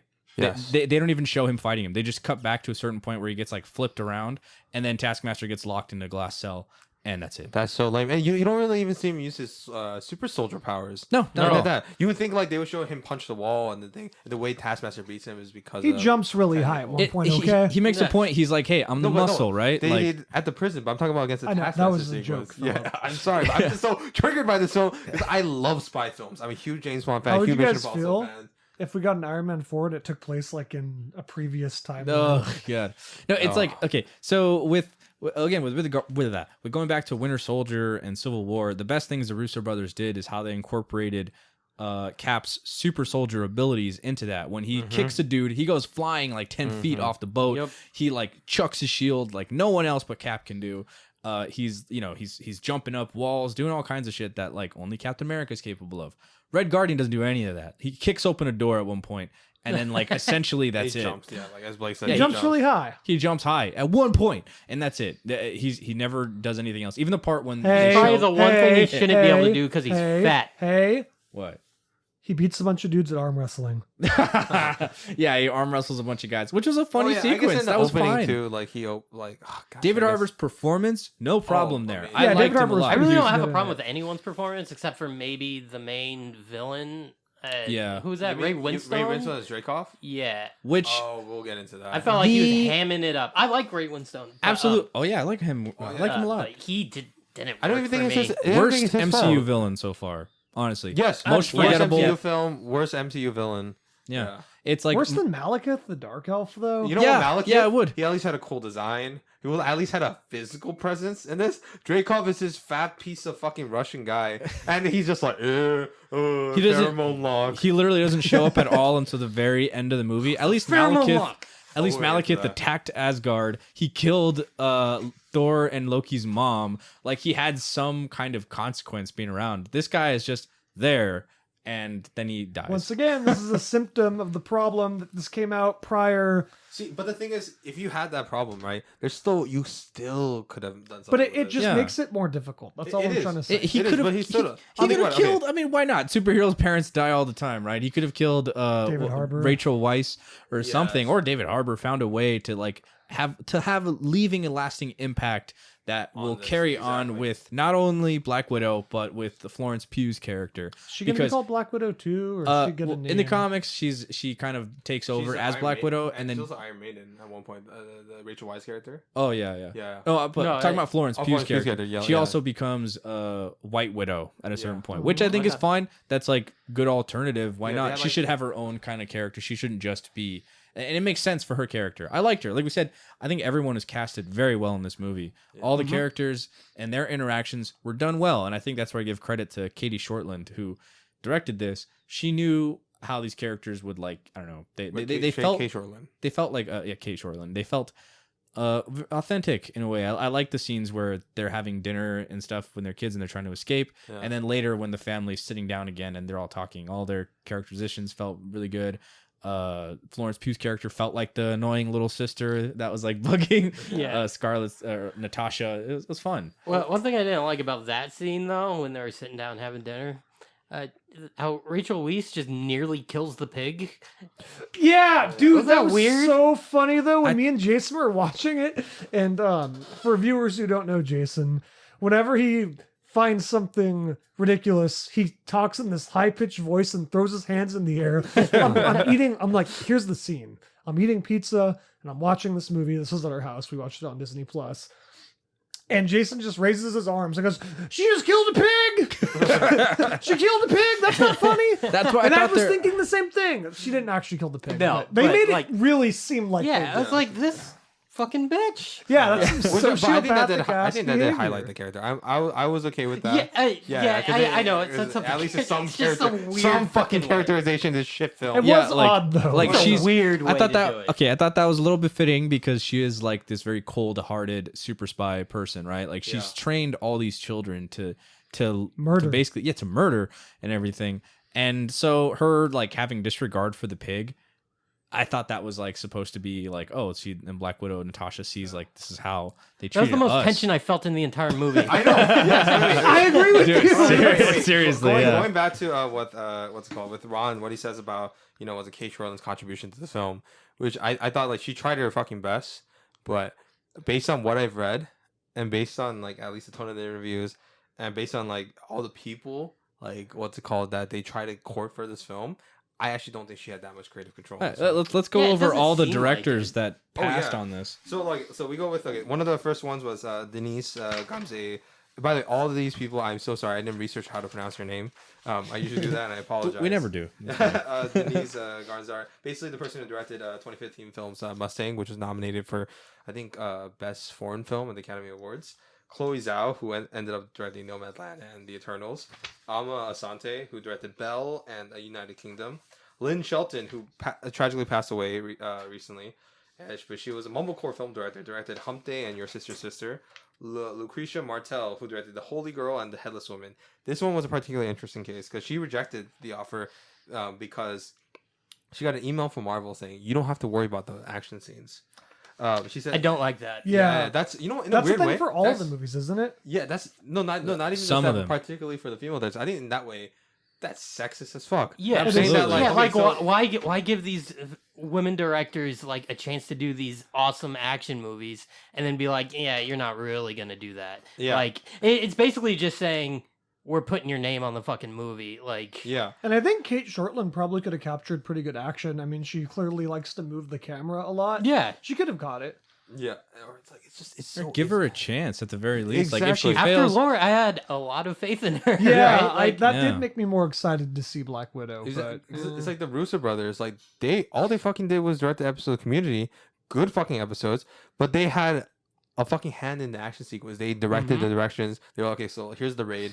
You guys watch the raid. This is how we want to do it, which is fucking cool. And they had like I think makes sense. Sam Hargraves who directed Extraction. Yeah. Much better fucking film than this, and terrible story, but better than this. way better action. Action, exactly. And then they had him and they worked with him on doing this. Cate Shortland, like I said, I don't know the behind the scenes. Maybe she did, and she does have a terrible taste in action. But just based on this, it seems like that's really shitty. Whereas Yeah. like what like If that's true, like it. I've heard I that don't like that's been true for multiple Marvel movies, that they just kind of go, don't worry about the big action scenes. We got that covered. Just worry about the, yeah, which other again, stuff, which it's is kinda, super irritating. Yeah, it's cutting the directors at the knee because they're if you give them these films in their hands, you should be able to entrust them to be like, okay, at the very least, just be like, all right, at the most, I should say, a guiding hand to be like, this is kind of what we're thinking for the action sequences. This is kind of what we want to see to stay, consistent with the Marvel formula, right? Yeah. But ultimately, you have to hand it off to them to let their visions shine through, because Exactly. the best Marvel movies, and there are a lot of good ones, are led by directors who have a passion for the project and the characters, and they know what they want to see. And they have a strong vision, and they have like the balls Yeah, to well, keep that the- vision. Yeah, The yeah. two I really like are the Guardians of the Galaxy movies, obviously. And yeah, it's obvious that James Gunn, I don't know how hard he had to fight for it. Or do you think they just trusted him? No, he got some shit because he didn't want to have. He wasn't crazy about having Thanos in the first Guardians of the Galaxy film because he felt like it lessens the impact and lessens the threat opposed by Ronan the Destroyer, which it kind of did. It totally Well, did. Ronan Yes. sucks, but Yeah, Ronan is also one of the worst ones, but at Yeah, least he also has got beat some by a flair. dance off. Francis, yes. Yeah. I like But- that he gets and he's beat by a consistent. dance off. I know, Yeah, but like, that's why I love Guardians 2 so much. That's maybe I don't know. It's up one there of as like the- my favorite It's one Marvel of the movies. smallest threats to happen in the MCU, and it's the best movie. Yeah. Well, I mean, maybe because Well, no, Ego I mean, was gonna like take over the entire most. universe. Yeah. Yeah. but in the way that they present it is very personal. It's Star-Lord's father. It's like really about their relationship as father and son more than anything else. That's the focal point of the movie, and it makes sense. And it feels like that's the one James Gunn got most hand to write and do what he wanted with that movie. And it's again, it scales it down. It's much more personal. It's all about their family, right? It's about their relationships as they're working together. So I don't know. That's why this movie's so disappointing. Because the best Marvel movies, in my opinion, are The small scale ones. the smaller ones, like the Winter Soldier. Like that's a very personal Captain America film, you know. Talk about And then- shattered realities. Yeah, see, I think like for me, like small scale, big scale, like it doesn't really matter as long as it's appropriate for the character, right? For Yeah. the Avenger films, it has to be big scale. because Yeah, it has absolutely. all the and then it has all the what's it called the stakes of a high of a what's it called a big scale film, right? A higher scale film. But like characters that are more grounded, like Captain America, Black Widow, Hawkeye, or stuff like that, they need smaller stakes, more grounded stories. Because that's what fits the nature of the character. Yep. Like Black Widow, that should have been a spy film. That should have been very grounded. It should not have a $200 million budget. It should have probably like 100 at most, and then probably stuck it to mostly Earth-based location because she's an Earth-based character. Yeah, she's a lady without superpowers, and she's a super soldier. Or well, she's not a super soldier. She's in this film they made it seem like she has superpowers. yeah, Like and that's the extreme problem. durability. Yeah, it's like, hey, yeah, why didn't There's a scene- Why didn't she hold back Thanos' hand? Like, There is a scene a where human. the fucking SUV flips upside down, slides through a subway terminal, and spins out of control. Remember that shit? Yeah. Yes. That was hilarious. Or when she fell off the building and Yes. hit like 8 things on the way down. Exactly. I And then she was just like, she she's just held dead. her ribs, and that's Yeah. all she did. Yeah. Remember, they did the same thing. Even in John Wick was like, I think it didn't even work in John Wick Chapter 3, where John Wick went through like 8 stories of Yeah. like falling down. Yeah. But at least in that one, at the end, he was in shambles. He was like barely surviving. His eyes were bloodshot, and he had to be carried in like a fucking shopping cart. But in this one, she just stands up like, "Hey, how's it going?" I feel like, oh man, She's and I fine. feel like they really Then that could've- other girl who didn't even hit anything on the way down breaks was her like, leg. ow. and then dies. Yeah, and then well, gets she murdered. I feel She like kills this is herself. a real Or missed she doesn't kill opportunity. herself. I think it could have been cool to see a more mortal person in a superhero plot trying to survive. That could have been kind of cool. Could you imagine her having to do all this crazy shit, but also, not be a Just be superhero? Yeah, Yeah. that'd be fucking cool. Yeah, and No, if you actually, and for it'd be those hard. superhero, Logically, she'll die. yeah, okay, sure, but like she could have maybe found another way around it. But if they still want to get that superhuman fix, which I completely understand as a comic fan, like you still want to see superheroes do superhero shit. That's what Red Guardian was there for. He was the super soldier. He was the guy who Yep. could have basically just taken that load. And then meanwhile, like, because he says, I'm the muscle, right? Like, I'm just the muscle here. So then have him be the muscle. Show him doing the kind of shit where it's like Black Widow can at least say, all right, this is a bit out of my league. Like, I can't really Yeah. deal with this right now. So bring in Red Guardian. They should have And- put Rachel Weisz's face on him. Yeah. You know, to go That would in. be great. I would have liked. Oh, whatever. That would have been like fucking hilarious. At least I would have laughed and enjoyed the film. I was snoozing. I was almost snoozing the entire film. But before the Because he purpose of also doesn't have the pheromone thing. He could have Oh, beat the oh, shit yeah. out Yeah, of him. yeah. Yes, Oh exactly. God, yeah. Okay, the- but okay. Wait. Let's. Can let's I just- have oh my a God. can I have a quick question to you guys? What? I have kind of an alternate pitch for this movie. So one, every fucking superhero movie has to be an origin thing, right? And this is kind of playing on that. She's going back to the beginning, essentially, right? She's dealing with childhood traumas, Yeah. childhood enemies. I think it would have been cooler to have it just be a movie about the aftermath of Civil War. Her trying to escape, like the government or whatever, and her trying to survive, and maybe also trying to get like the Avengers back together. I think that could have been a more interesting movie. yeah, that could be cool. I mean, That I would be, like, disagree insane, that though, because- this shouldn't have been like a origin thing at all. Like Yeah, we already know Black That's what Widow. I'm saying. Her story is very like They already murky explored and it in Age of Ultron. yeah, like they've touched on it a few more times beforehand. Just a solo adventure would have been completely fine. Which this is, but just not done But, well. I mean, So- I'm okay, fine with what they wanted to do. I'm fine with the story that they wanted to tell. I just think the execution was No, it was- fucking I just bad. think that this could have been a cooler. Like I said, I'm just fucking tired of origin stories. I don't care. it's Whatever. not an no. origin story. But not it's really but an you know origin what I story. mean. It's It's going actually- back. no, for it's this going case, back if to you the were to beginning have bring one- it to where we are. If we're gonna have one Black Widow film, no, I think you do need to see like at least some of her backstory, right? To help like understand Why? the better nature of her character.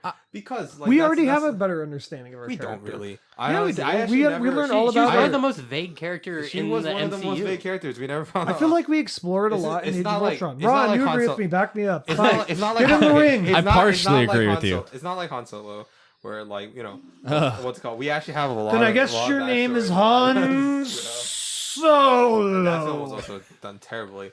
But then we have enough development, we have an understanding of the character, and enough of the backstory. Where actually the backstory wasn't important. But this one, Black Widow, like based on the comics, based on the animation, based on all this stuff, even based on what the MCU established, she has probably a fascinating backstory. Oh, she probably does has a for sure. dramatic one The as well. the That- Bucharest or Bucharest. Bucharest. Budapest. Budapest.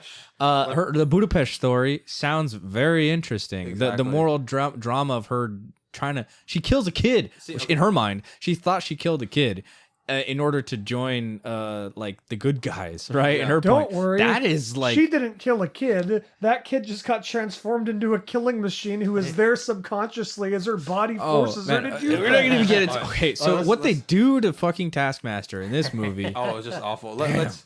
Oh, are you guys we'll- going to talk about a bunch of dumb nerd shit? Okay, yes, we're gonna talk about nerd shit, but let's get into that in a bit. But like, look, okay, so back to Blake's point, like, if you don't explore a backstory, I think that's like what's called such a missed dramatic opportunity because she has such a fascinating backstory, and that could help understand her character. Because okay, one of the big things is that like, I'm not saying that it didn't work, her sacrifice. I bought it at the time of Avengers Endgame, Yeah, but then. I think there's something that happened in between Avengers, what's it called, not Avengers, even though it's Avengers 2.5, Captain America Civil War, and Avengers Infinity War, that probably That should have been an Avengers movie. It should have been. It should have Yes. been. But that kind of probably informed her character or established her character enough to make that decision, right? Like something must have happened, right? Because like I mean, yes, she was always sacrificial, but then I think like at least there was like at least at the moment I felt like there was enough pain in the eyes and something like in her backstory and better understand what justifies that dramatic choice. yeah, she always had that survivor mentality, right? Yes. She's always the one who lingers. I like that she didn't get snapped away. She was one of the people who behind. stayed behind because that's like she's probably one of the characters most impacted by that because again her whole family loss abandonment and whatever, so her having to stay there dealing with that survivor's guilt, that is what like that's what I understood her dying, like her sacrificing herself. That informed enough for me that I was like, yeah.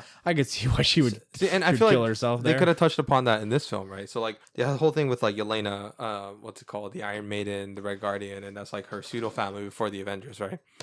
And then they explore her whole backstory, and then they go to Budapest, which is like where she tries to kill Dreykov. Budapest. Budapest. I remember what she said, Budapest. And then she tries to kill Dreykov by blowing up the building with her and with Dreykov and her daughter Antonia. Okay, I actually think, like in terms of like real quick fix of the villain. Okay, so let's just get into the spoilers. They revealed that Taskmaster is Antonia, the supposedly dead daughter in Budapest, which whatever. Which doesn't make sense because I think Olga, the actress who plays it, is 41, and Scarlett Johansson is 36, and she also looks older too. And on top of that, yes, Olga looks fucking older. She's also been reconstructed. No, she looks older. She's like Darth Vader. Yeah, she she looks- is. She's like Darth Vader. No. Of course, she's gonna look older. No, It's she fine. looks considerably older because look at this.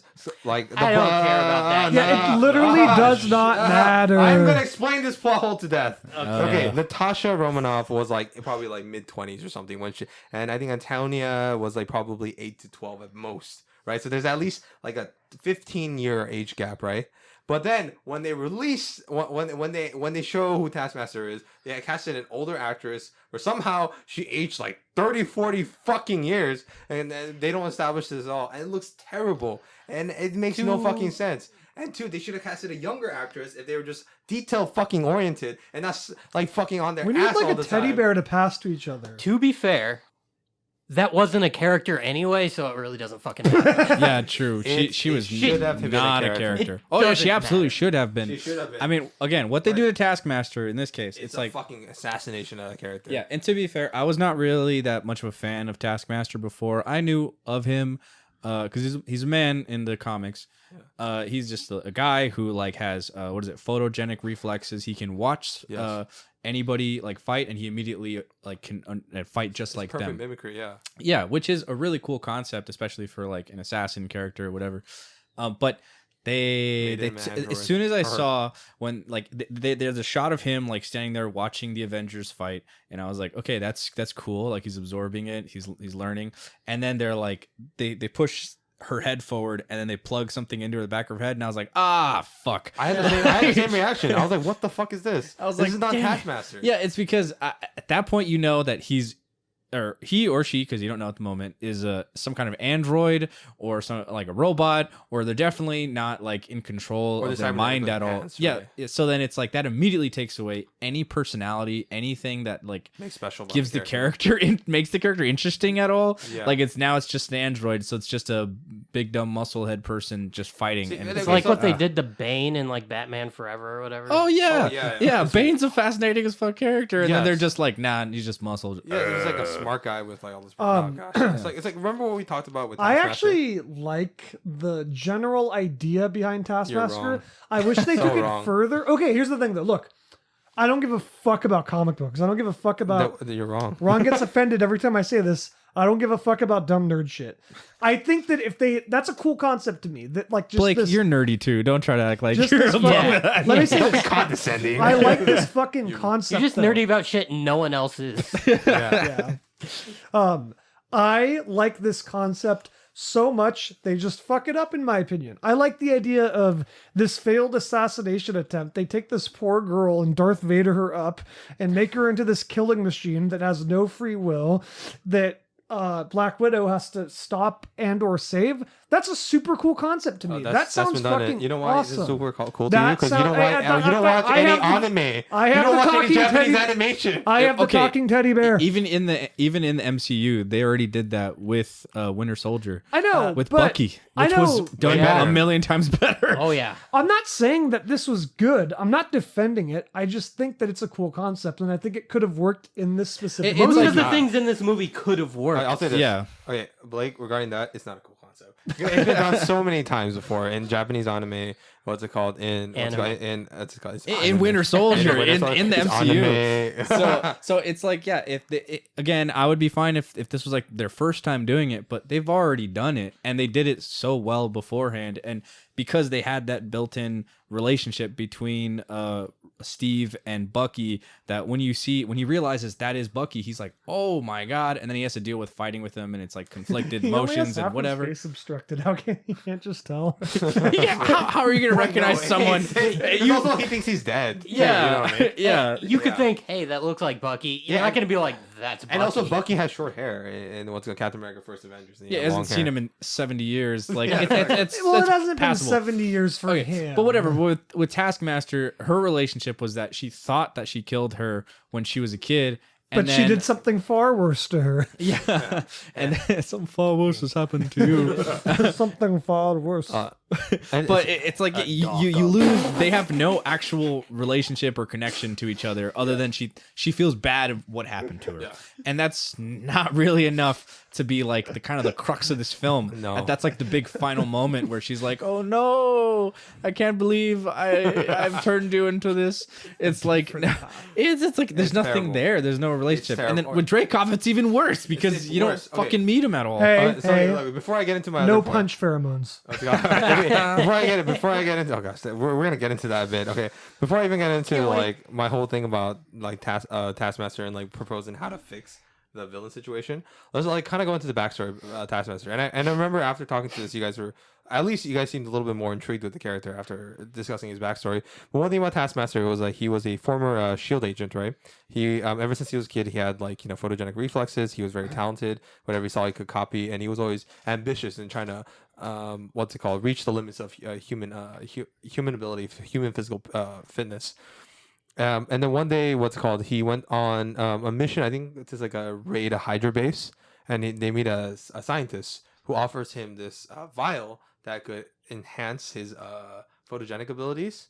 But then when he takes it, it kind of does, but also has a reverse effect that's really shitty, which is every time he learns something new, he loses a memory of the past. And he does it to the point where he forgets who his wife is. Who Yeah, also is I his think that's a coworker. really cool concept. And that's an interesting concept. And then later in his, and as a result, he starts losing more of his backstory, more of his character, because once the whole idea is like, are you who you are, or are you your memories, right? Are your memories your character? So the more memories you lose, the more amoral he becomes, the more mercenary like he becomes, more of a villain. And what's it called? And then after becoming a mercenary, he later finds out he has a daughter, and his daughter has the same abilities as him, and he tries to train her. But then at one point, I think correct me if I'm wrong for super common fans, super nerds. But then I think he had to learn new abilities to save her life or something like that. But as he's learning these new abilities, he loses memories of his daughter, and it's like a tragic way. And then any semblance of a character redemption is gone. And I think that's such a cool and tragic backstory for this character, and also an interesting way to do it. And he has an interesting look. He's anachronistic, right? He has these kind of technically these revolutionary human physical abilities, which is photogenic reflexes and perfect mimicry. But at the same time, he has a medieval outfit. He has a skull from Skeletor from He-Man, he carries a shield and a broadsword. Exactly, a broadsword and a bow and arrow. And it looks so cool, because it's even though he has all this basic ass anachronistic shit, he can still kick your ass 12 times out of 10. And that was what was appealing about the character from physical front, and also his tragic backstory. But in this one, what they decided to do, they make her a fucking cyborg! Oh my god, fuck this shit! Taskmaster kind of looks like if Kylo Ren went dirt biking to me. Dude, seriously, Taskmaster could be a motocrosser, and that would work just fine. So after hearing this, right, and also you guys, you want to chime in, I was like, based on what you hear about this comics, does it feel like a wasted opportunity, and does that feel more interesting than what without even knowing any of that? Without knowing any of that, it was still a wasted opportunity. Yeah, they would have fucked that up too. Right, but do you feel like that's what's it called? At least that makes you more intrigued about that character. I mean, right? You can see what makes it fascinating. That's also a cool concept. Yeah. Okay, I would say that man, just going back to the disappointing moments when Scarlet and Florence Pugh are running away after almost getting killed by the widows. When Taskmaster then just drives by in this big armored vehicle, the Honey Badger thing, I was just like, oh no, again. It's why the fuck is he driving a car? It wouldn't it be way more interesting? You're wasting a great opportunity to see him fight both of them, right? Mm-hmm. Him using his skills of all the Avengers, again, switching off different abilities or fighting tactics, fighting both of them, or her fighting both of them would have been way more interesting. Yes. But instead it just turns into a lame ass chase sequence where he does use the bow and arrow at a certain point, but it's for what? That doesn't seem special at all. Exactly. I don't know. Anyone can pick up a bow, but I don't know. It's so wasted. Did he trick himself into picking up Thor's hammer? Actually, that's a thing in the comics too. He can learn the abilities of other people. It doesn't mean he gains the abilities of them. Yeah, it's only to the extent of his physical capabilities. Okay. Right. Yeah. And I think that's his weakness, right? Which probably could have tied into. So my proposed villain fix, right? I think Dreykov and Taskmaster should have been one character, right? You shouldn't have. I don't think because they because purposely. And this is not just me saying it, literally. Scarlett Johansson said based on the Me Too movement that informed how she saw the storyline going forward, right? Basically, male subjugation of defenseless females and stuff like that. Yeah, and okay, that's honorable in that regard, right? Yeah. So that's why with the whole Dreykov and her and then her control chemical subjugation of what's it called, the Black Widows. Yeah. These young helpless females. So I think okay, so fine. If you want to keep the Budapest and the Antonia bullshit there, fine. Okay, keep that there, right? But I think what probably should have happened in Budapest, so that bomb probably should have actually killed Antonia. Yeah. Yeah, and also and they should have had Dreykov be Taskmaster, not fucking Ray Winstone. Absolutely. Yeah. And that way you make you make an interesting villain, right? So this villain, right? He is despicable. He's the one who created this program. He's the one who created all the trauma for Black Widow. But at the same time, he has a perfectly legitimate reason to have revenge against Black Widow because Black Widow killed her daughter, right? And at that point, you have your your behind the scene mastermind villain and the physical threat villain combined into one, condensing into a more concise adversary. Yeah. And as a result, when they're fighting, he doesn't have to be fucking wordless, fucking cyborg, where he doesn't say anything, have no character. Or you don't have to have that stupid excuse where he has the pheromone lock or whatever, where they can't attack him because he's made them like basically be able to react to their his pheromones that they can't attack him. Like that's just fucking stupid. That's lame. the dumbest thing I think that has ever been in a Marvel It's movie. And kinda there's been a funny. lot of dumb things. It's kind of funny. And she though. has to break her that nose. spell. She has to break her nose by, like, she has to sever a nerve, like, in... Is that even a fucking her thing you face. can do? No. If you do that, guess what? You're You'd gonna probably bleed die. out. She just slams her face on his table and is just like, now I can It's beat just- you up, bitch. And it's so dumb. so fucking bad. Also, See, she doesn't really get her revenge. This is a quick side tangent. It'll be 2 seconds. Revenge in movies is always some pussy ass shit. They always just shoot them or they take the moral high ground. I want to see some fucking evil shit. Yeah. Sorry. I mean, this could have been something like Like that. Sicario. Like she could have taken that out far. her frustrations on this man who ruined her life. Exactly. Yeah, and not just hers, but of countless other children that he's kidnapped Exactly. for the past like 30 years. How does he die? I already forgot. Oh, He blows up. No, because Yelena puts her staff in the fucking the aircraft, helicopter. and then he blows up, and Those are it's two lame. things Yelena does in the end of this movie. She tackles one guy, Oh, and then she blows up the helicopter. 3 things. She does the Black Widow pose, and she makes fun of it. Ha, ha, ha. Which again, I think that was fine. That was like, all right, that's a little cute moment when she lands just like Black Widow was. I And she wish mocks that her. was like after like a crazy fucking fight scene, Yeah. you know? Yeah, And then she that would've like made more stops and sense. like lands and she's like, okay, I get it now. Yeah. But really, she just falls out of a vent and is just like, Ooh. ooh. Yeah. It's so dumb. stupid. See, oh gosh, oh, this is wasted potential. I love spy shit, and just like it's so fucking bad. See, it's like even that, like if you had like Taskmaster be Dreykov instead, right? So like and you could have built up to like any good like because you want to incorporate like martial arts into this fucking film. And like what's the choreography and everything, and any proper martial arts film from Jackie Chan, Bruce Lee, or anything like that is that they have multiple encounters with the main villain. Yeah. Most of the time, sometimes not, but then they lose against them. But it's because of like a combined effort with another martial artist, or necessarily improvement in their skills, or figuring out their weakness and handicap the villain. They're able to do it in a physical encounter and make it arousing. It's a rousing emotional moment for the audience. When this one, hands like, let me put the staff in the fucking aircraft, blows it up. And for Taskmaster, the glass. Let me put the glass. Oh no, and at the end when the fucking Natasha fights against Taskmaster, it's the fucking red dust. Deus Ex Machina bullshit. It's like the whole sequence when they're falling out of the sky from the red room that's collapsing, and then Why is the red room in the sky? She's like chasing her, and That's how they and- stay off the grid. as Didn't you watch they're- the movie? I know, it's like it's so like and It's like dumb. creative choices like that. It's like when you do something like that, of course you have to make it fucking CGI because there's no fucking actual building in the sky. Yeah. Maybe there is, I don't know of, but you will probably have to make it CGI, and then it infinitely makes it 10 times worse. Like going back to like Weightless. Civil War, the way that they have the Winter Soldier program, it's like in this deep underground bunker in the middle of like the tundra. Like that's fine.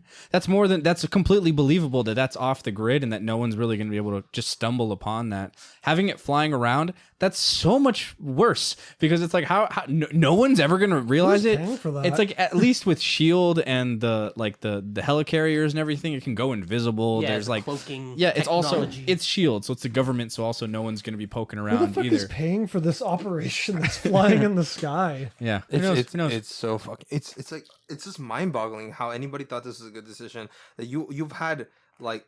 You have all these seasoned fucking writers come in and they don't see any of this. Like it's like they never fucking read Sid Fields, which is like every fucking screenwriter in Hollywood has to read in order to fucking move on and make another stuff. It's like has screenwriting 101, and they break all those fucking rules. Like even the character arc, right? Okay, so let's go back to like what Natasha probably should have done, right? Like she's distrustful, hating a family, whatever, right? Distrusting a family. So you introduce the family element to kind of rebuild that, and I get that. That makes sense, right? Yeah. But at the same time, you have like let's just say like you brought in Taskmaster's Dreykov, and you kind of introduce a conflict to that arc, right? And it now like what's it called? She's letting her own personal like one of the main things I like about characters and good characters is there's a conflict between wants and needs.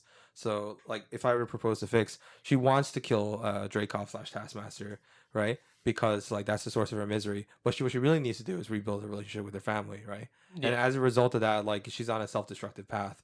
And and that could have been something that was cool. And at the end, she chose like basically her family instead of revenge, and I would have accepted that.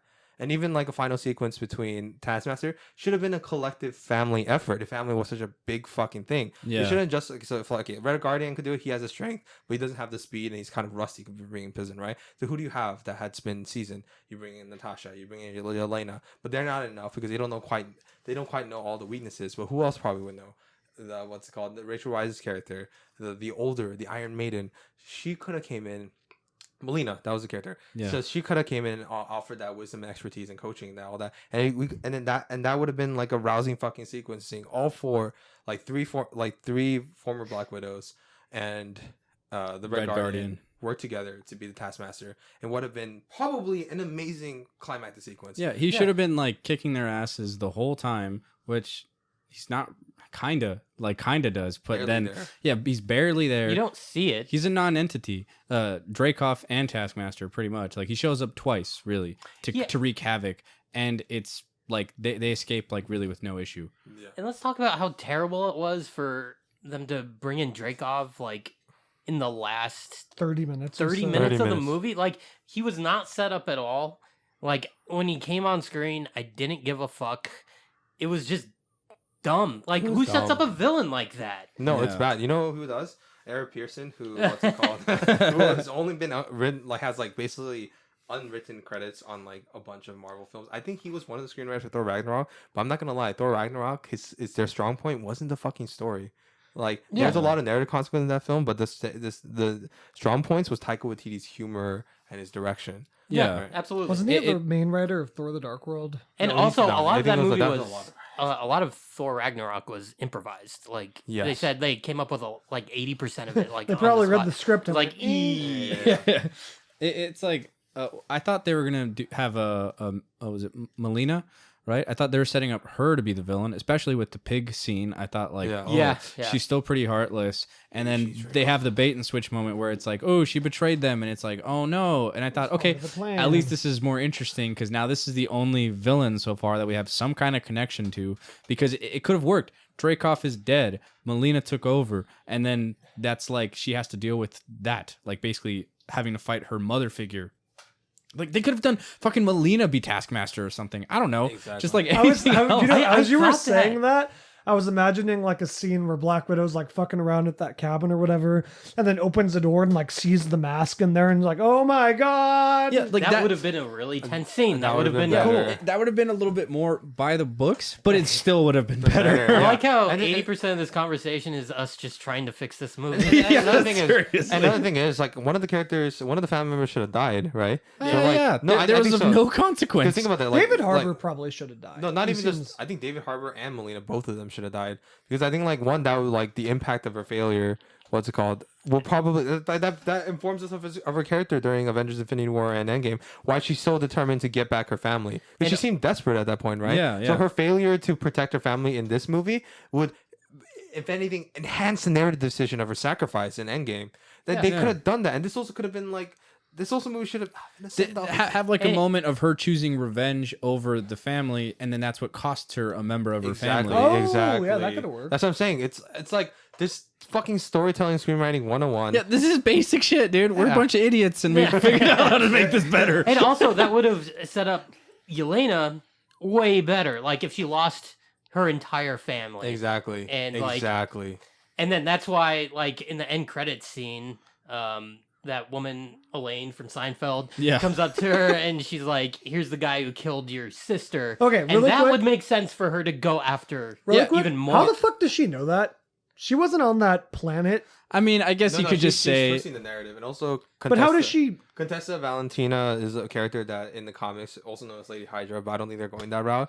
Is like she's supposed to know everything, pretty much. She's a character like the Nick Fury of Nick Fury. Like she out Nick Fury's Nick Fury in terms of like their intelligence. But how does she know shit that happened on another planet? Did they I mean- publicly tell everyone about that? They Probably, right? probably. Because they Nick Fury wanted- probably knows, and the information leaked to her. I'm sure that they wanted to say that, like, hey, look, Natasha Romanoff, Black Widow, she sacrificed herself for the good of humanity, for the universe. Like, they would probably want to have her her good name out there, because they kind of like at the end of Civil War, or Endgame. no, Endgame, Winter Soldier, when she opens up all the files and she's like, hey, and they're like, oh, you're also going to be sacrificing yourself too. Like, this is your information that's going to get out. And she's like, yeah, I know. But she wants the world to know the truth. It follows that I think that they would want everyone to know that she redeemed herself. Like, she's not just an Avenger. She made the ultimate sacrifice for everybody. Yeah. So that's fine.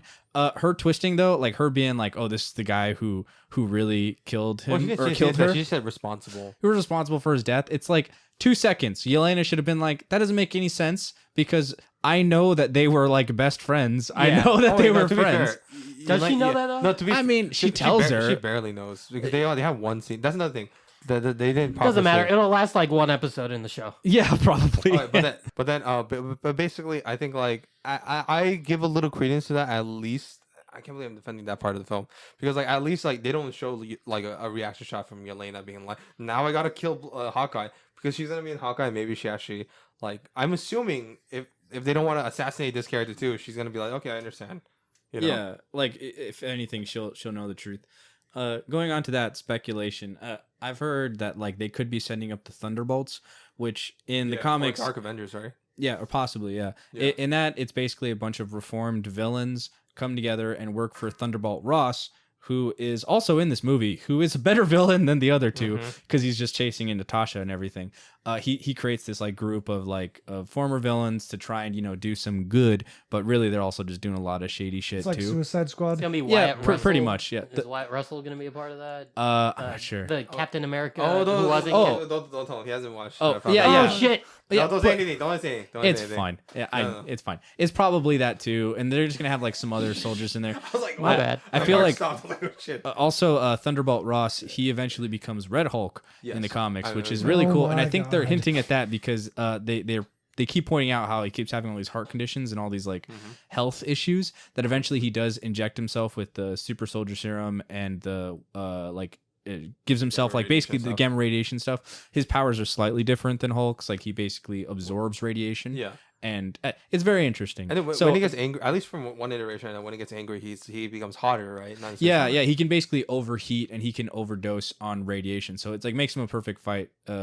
Interesting fighting the Hulk, because obviously he's just packed full of radiation. Yeah.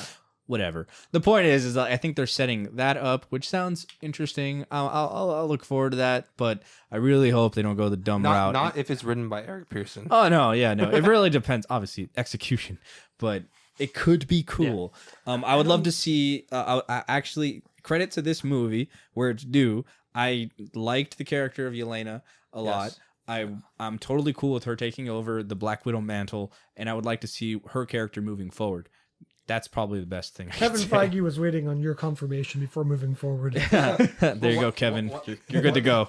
One thing about this film is that We can send him an email. it is just atrocious. Like, okay, and not to go back, just like the action sequences. Literally, I made everybody here. Did you watch the Mission Impossible that I sent? Oh no, bitch! Okay. I told you to watch it. I know you too. Yeah, Philip sent us a video link of the bathroom fight sequence in Mission Impossible 6 Fallout. Yeah, and I did. I was aware of that sequence, and when I was watching Black Widow, as soon as I saw the action sequence where the two widows are fighting, I knew. I was like, oh, that's why he sent us that link. Yeah, it's like that's a much better. Okay, that scene, and also emblematic of all the other action scenes. If you watch that scene, right, like it's one clear framing. You see, even though yes, it's not like I think it's great, but sometimes you don't see the hits necessarily connect the face because obviously they're not trying to damage each other. But with the sound effects and everything, it helps. Yeah. And that film, you see the hits connect. You see clear framings of the action sequences. You see, and also when like Tom Cruise is well lit. Yes, that's another thing. Well lit, you get actually see all this shit, not fucking shaking cam. Action center of the frame, so you understand what's happening. A grandma could be like, "Oh, I understand what's going on." The camera holds on the stunt work, so when you see a character get thrown through a glass window, it looks like they got thrown through a glass window, and it's like, oof, that hurts.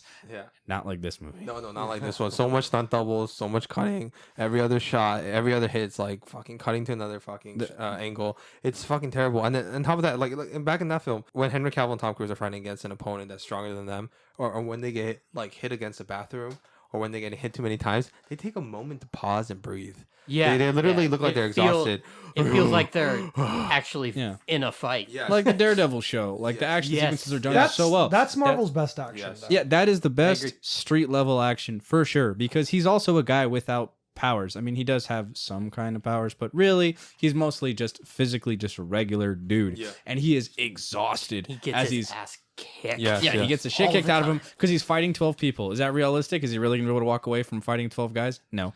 But the way that they portray it, at least, is they show him getting he's all bloodied He up gets and tired. He gets He tired. steps All the down. dudes are like breathing hard with each other. Like, I "Oh, also fuck." like that he has to go to the hospital after like every fight. too. Yeah, after every fight, he gets stitched up. He's like gushing blood from someplace. And he's like, all right, let's go again. But Yeah. also that plays into the character too. That's yeah, kind of and the with, point. with Widow, I understand she's a highly trained assassin and everything else, but she's gonna take some blows. She's gonna take some shit that's gonna wear her down. But she's so effortless, like she's effortlessly fighting everybody that all the tension is dissolved, and it's Yeah. not Most there. shit Hey, it It's goes two back to what you're bruises. saying about And most Fast two and bruises. Furious. Yeah, exactly. The Fast and Furious shit, where when Dom's getting chucked across cars. But it's more That's acceptable in those different. movies. That's No, different. it's not. You know No, why? it's not. You know why? Because those films understand what they are. They're popcorn garbage, Hey. and they don't try to make themselves high art like this fucking film. This movie did not try to make itself high art. No, it does. If you look at if you look at like what the actors and directors say, they're like, this is like the perfect time to bring back the movie theaters. On top of that, it's just like yeah, they're gonna say that so people buy fucking tickets to go see exactly the the movie. storyline. It's such an important film. They knew you know, what this and movie positive was. Thing. Oh my gosh. Which honestly breaks my heart for Scarlett, because like her character really has been one of the central. She deserved a Focuses better This is of send gonna be the off. last movie. time Yeah. we see her too, Yes. right? Yeah, Like, yeah. She And this is her deserved a last better thing. send off. Endgame should have been her last moment. That should have been her big crescendo of her character and everything. And in a way that I mean that always will be for me. That's how I'm gonna think of her going away. Yes. But yeah, it's sad that this movie's there. Oh my gosh, it's fucking terrible. Okay, let's. Chronologically, this takes place before. yeah. Fuck this film. But in Okay. real life, it does not. Okay, overall, okay, let's wrap this up. I'm having an aneurysm talking about this film. Okay, let's go with Jason. Jason, what's your rating of this film? I don't even know, man. I'm shit bucket. I guess. Like I hated it. And what- There are things that I liked that I liked all the actors. I feel bad for Cate Shortland, but at the end of the day, it is so below what I have come to expect from Marvel, which is strange because I don't know. I've started to like Marvel a lot more recently. I used to hate it, and now I'm like teetering back to loving it. But yeah, this wasn't it. Didn't work for me. Yeah, like I stand by what I said at the beginning of this discussion, where it felt like a Phase 2 movie and the worst of the Phase 2 movies, and probably I would say it's probably one of the worst Marvel I think movies. it is the worst. And yeah, it's dangling right above the shit bucket for me, because there are a few character moments and things that Commit. There's no dangling. Bargain bin. Or shit bargain. Commit. I'm not gonna bargain bin it because I'm not gonna watch it again. Like this is the one Oh, I know, Marvel but- movie. but just in the ratings. Like I've rewatched The Incredible Hulk a few times. I've rewatched Iron Man 2 and even Thor: Dark World. Maybe. Yeah. No, I've So, seen that. it's a but shit bucket. It's yeah. Okay, say Okay, shit yeah, bucket. Shit bucket. Okay, there's no halfies. You gotta commit. Damn it, Phil. We're pressuring us into our opinions here. What's the one just above shit bucket? Bargain bin. I'd say bargain bin. Okay. I don't hate it nearly. I mostly just find it boring, and that's what I find most movies. Yeah, I bring it back. And Bargain bin. bargain bin. Thank you. Okay. And I Flip flop. we're going crazy with the two extremes. Museum and shit bucket are extreme ratings, and we can't just willy nilly throw shit into those. I agree. I will say this is No, the this first is- shit bucket I've given. I think. You didn't give Nick Fury Agents of Shield the shit bucket. No, you guys Oh, maybe I kind of did. enjoyed that movie. Maybe for I sure. did. No, I- No, wait, I did, but I like that movie. For the Alright, wrong I'll say this. reason. This I'll is say why that. our rating system I'm not- sucks. No, I say this is not willy. Bargain bin. This is not willy nilly. It's- willy nilly. This is a shit film. This is a 2 out of 10. A lot of people are gonna really like it. That's No, fine. I know. It's fine. It's okay. They could be wrong. You know what I mean? So okay. So I enjoyed this more than the fucking Fast 9. Fast Okay, so- 9. Just- I You're would wrong. agree with that. See, too. you guys are- you yeah, guys are thank wrong. you. Okay, I let me- just. Sorry, go ahead. Okay. So There's one- at least something for me to okay, hold on you to whores, here. You whores are Yes. wrong. By the way, you whores are wrong because one at least Fast 9. One Fast Oh 9. no! We're not arguing about Fast No, 9. we We are. did We are. 3 hours last week. Okay, so 3 hours. Fast 9 is infinitely a better film, mainly because Mainly because you know what? You have a director who actually knows how to shoot fucking action. Well, also he knows what he's He knows what he's doing behind the camera. exactly what he's doing Me with and that Ron, movie. can we shake hands on this? We enjoy this more than Fast 9. Can you not tell me? Okay, who directs action better, Justin Lin or Cate Shortland? Oh, Cate Shortland didn't direct the action. I thought that's what we talked about. Okay, on record she did. So no, you have to say based on this. Then yeah, I would. Yes. Come on. I think Justin come on. Lin has Hey, had a larger category still, of shit. no, I do regard- not think he directed the action Yes, well. he did. In did the last better. movie. No, he didn't. I'm did telling better. you, I don't think No, he no, did. No, I think you're wrong. Okay. Okay, but basically- whatever. We are done with Fast and Furious for all of time. This film is worse than Fast Until and the Furious 10th one 9. comes out. This film is worse than Fast and Furious 9. It was a Fast and Furious 9. Like I said, that one's bargain bin, and I think it's a 2 out of 10 film. You know what? This is 1 out of 10. What's it called? So we're gonna have 2 ratings now. Okay, so Fast and Furious 9, like I give it, it commits to its ridiculous tone. It knows it's like I give it it's 8 thumbs up. It knows that it's trash, but then like at least it I has made a like mistake. creative. I made a creative- mistake. I shouldn't have said that. It has creative action sequences with well-filmed car sequences, with well-hand action sequences. They know not to cut every fucking shot. This film is like, I'm talking about a fucking donkey's ass made this film. I'm talking about, there's so many things I could say, but I'm gonna get I canceled. feel like Daredevil at the end of one of his hallway sequences, But see, beaten and bloody. So I yeah, hope this they is remember you, worse. Philip. This is worse than Fast and Furious 9.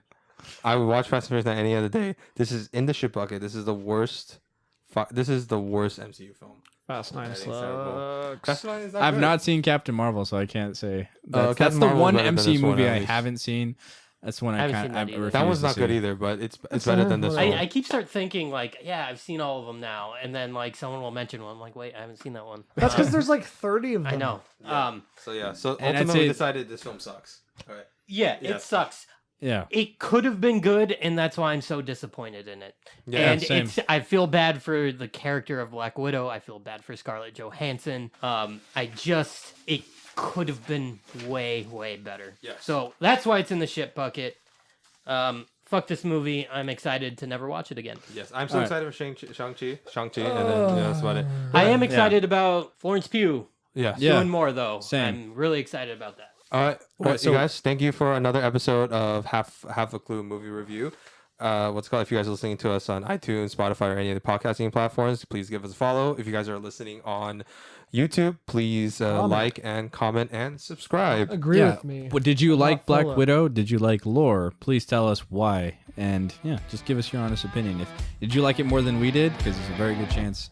You probably did. Yeah. Just let us know. Give us your argument. That's a wrap.